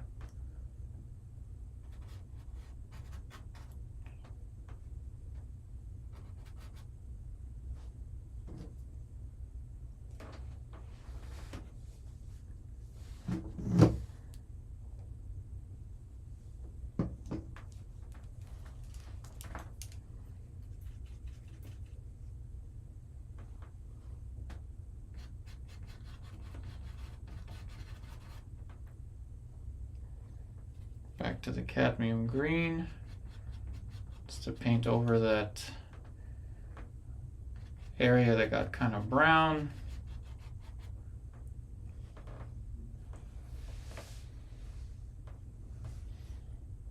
Okay.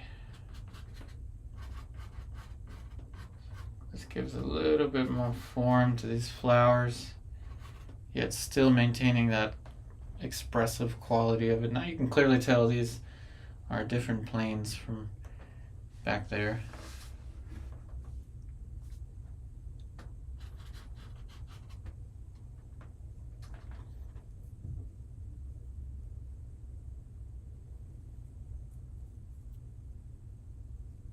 Okay. Last but not least, I'm going to add something else. So we said there was a robot in the background there, but then the robot was covered with a tree. I'll sneak something in here that only those of you that have watched this video will know. I like to sneak things in there, kind of like a Where's Waldo. Woodland Retreat would be a good name, possibly. Alright, so I'm going to sneak something in here that only those of you that saw this live will know.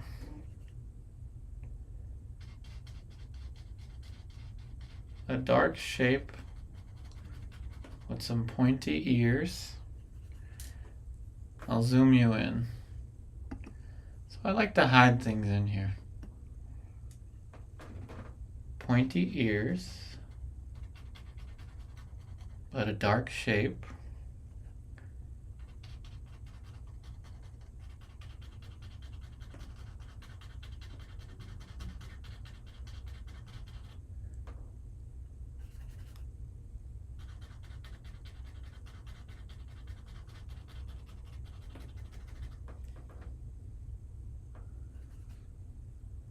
I do like to hide stuff in these paintings.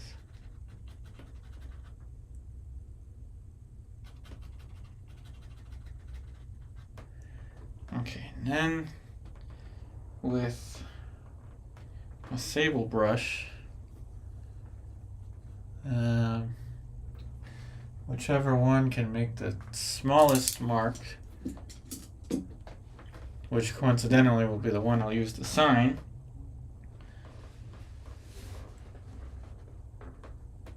Easter eggs? Well, we'll see.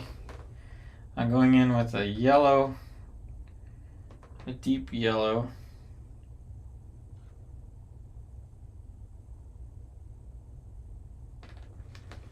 Hey Maitha, welcome, welcome. I have two little dots here.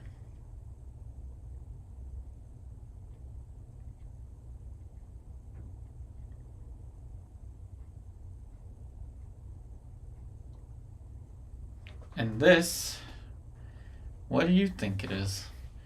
It's a dark shape with ears, two little yellow dots there, And then a little dark shape over here. What do you think that is? I did sneak something in there. Oh, thank you, Maitha. Thank you so much for the super chat. Thank you so much. So let's see what everyone thinks that is. I described it. Now you can't really see it because I zoomed you out. So what do you think that is?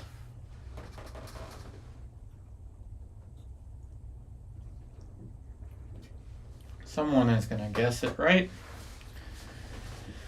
Okay. Next thing is, let's see. You said the term Easter egg also came to be used in media to describe hidden features or messages. Oh, that's what I thought you meant literally Easter eggs. Okay. So I'm gonna fix that.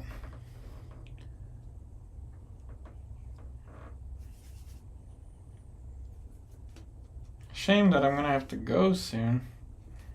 Now we have so many more people. Wish I could stream later, but I can't. Lucy comes home. And in this little apartment, it's not fair for me to stream and for her not to be able to watch her TV shows.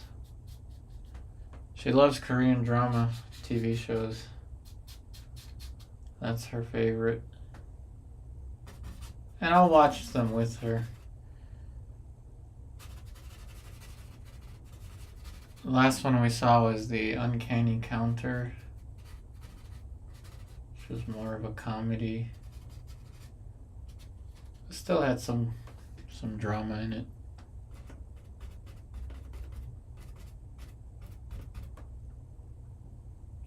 Kind of blurring some of these shapes out. It's kind of nice you can still see the brush strokes from the initial light that we painted in there.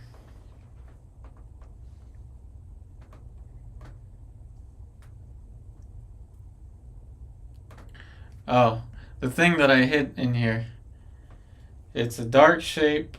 We've got 2 ears and 2 yellow dots here. Can anyone figure out what that is? But if you can't, it's okay. It's just something that I hid back there. Gonna go back to let's use the palette knife. This is still a little too yellow. Straight white, because I'm gonna need this to be very bright. And then I'm going to use cerulean blue. The friendly bug. Yep, there you go. It's a black cat.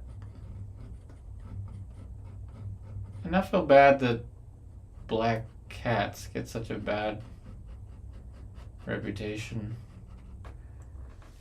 I consider them good luck, whereas others consider them bad luck.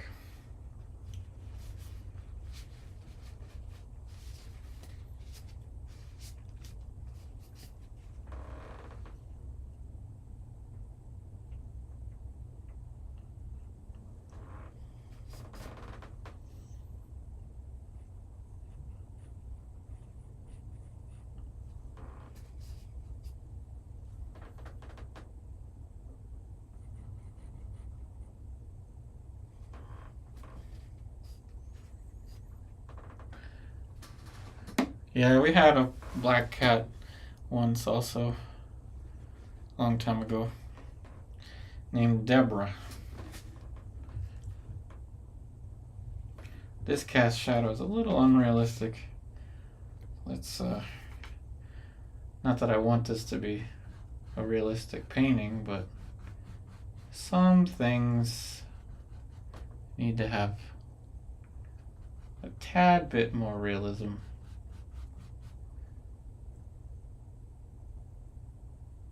Alchemy of Souls. I can let her know.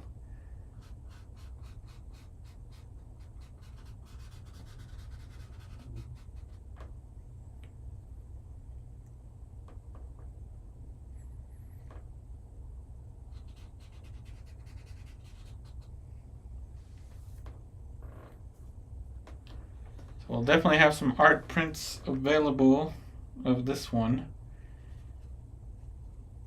Haven't had any interest in the art prints just yet, but I think it might be best for me to create a slideshow, or maybe just like a video during the break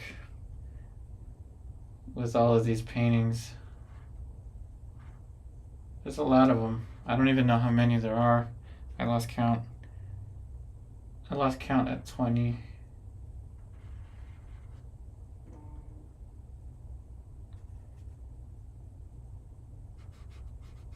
But so far, really enjoying this series. Almost stopped doing it because I was afraid of YouTube not promoting it, but then I decided I'd just continue to take the risk. And I think we are definitely kind of pushing these videos towards a more fun route. Somewhere unknown. But okay, that should be good for that. Wow, your black cat lived to be 22. Wow. Malcolm, Mitzi, and Chimmy. 3 of the cats you've had. My mom has so many cats. I don't even know how many cats she has. But we did sneak in a cat over there. Oh, you have to search when you don't get the notifications. Well, today it's kind of my fault. I posted the stream kind of late because I couldn't figure out what I was gonna paint. So that one's my fault.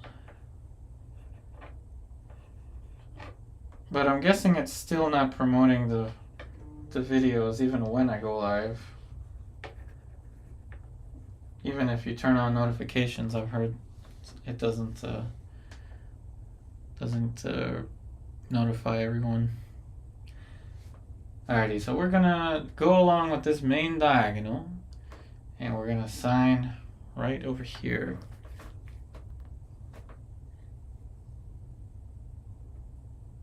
Whoa, that is a lot of cats.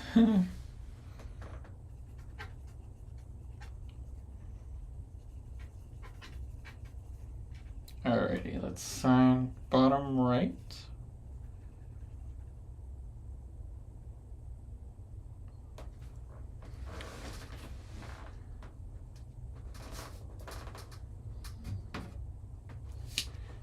I don't think I'll need the maul stick to sign it.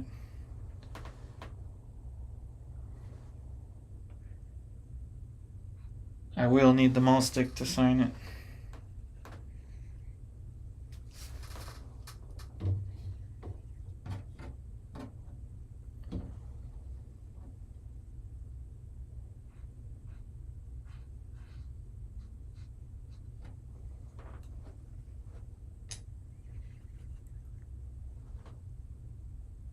Hey, Julia. Oh, thanks. I try to incorporate hands as much as I can.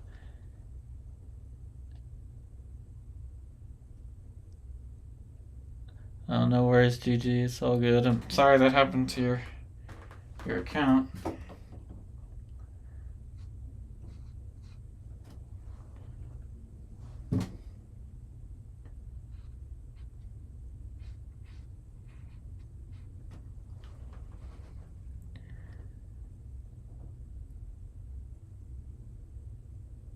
Oh yeah, Celeste. I think it was just all the stress from that noise as well that was getting to me. the construction noise. That was like a good 3 weeks of torture.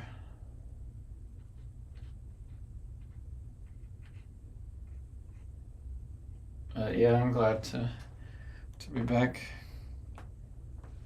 Glad to be able to, you know, paint more than just faces. But we'll incorporate some faces. Don't worry, everybody. We'll do some tutorial style faces as a balance to these expressive paintings. Alrighty, so my name and a 25 on the bottom right, because you know I was not painting in 2025, or not 2020, 2125, right? I don't think I'll be painting that much in 100 years from now. You never know. But I wasn't painting in 1925 either. Yeah, hopefully the construction is over. Botticelli would smile. Well, that's good. Didn't Botticelli hate painting hands? I think, remember he didn't like hands. I like hands. They're very, they're like little mini portraits. I hope the construction's finally over. I really hope so.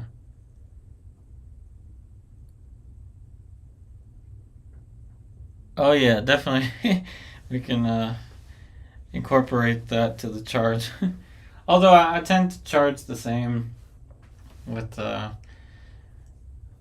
mean, it really just depends on the size of the canvas. Of course, this is a bigger one, 1620. All the other ones should be dry, now that I think about it.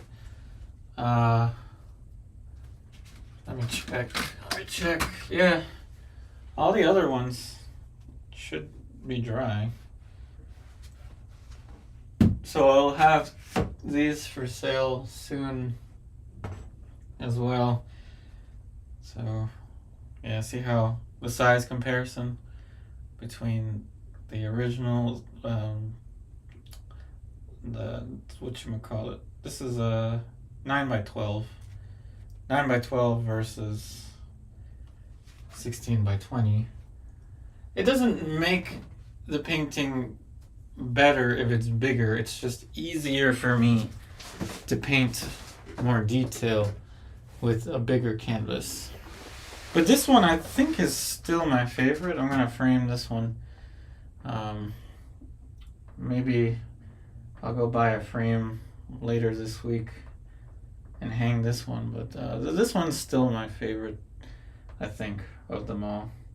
I have a print of it. You know, I'm thinking maybe I should do more of these daylight ones. It seems to be kind of my go-to, these daylights. And the safflower oil start is, since it's all one layer, it doesn't harm anything. Like, you can see the bottom. That's why when someone does want to buy one of these, I have to be very careful with the bottom. This one is fine, but you can see it dried just fine.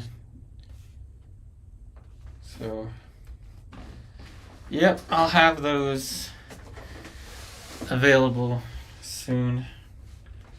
Anyone that's interested, please send me an email. I've got my email in the description box of the video.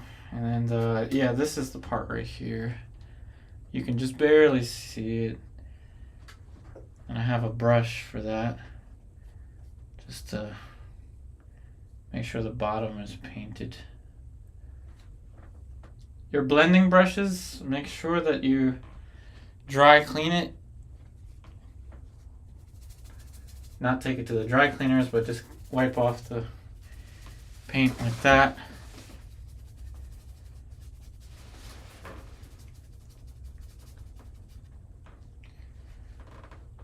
Okay, so that is that. Thanks, Grace.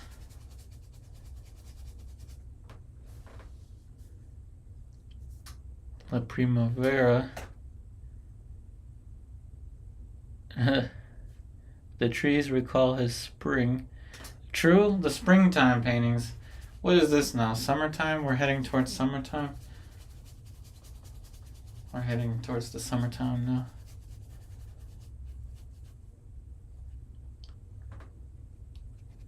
Oh, thanks, Anne. Sorry I missed that comment. I'm glad you enjoyed this.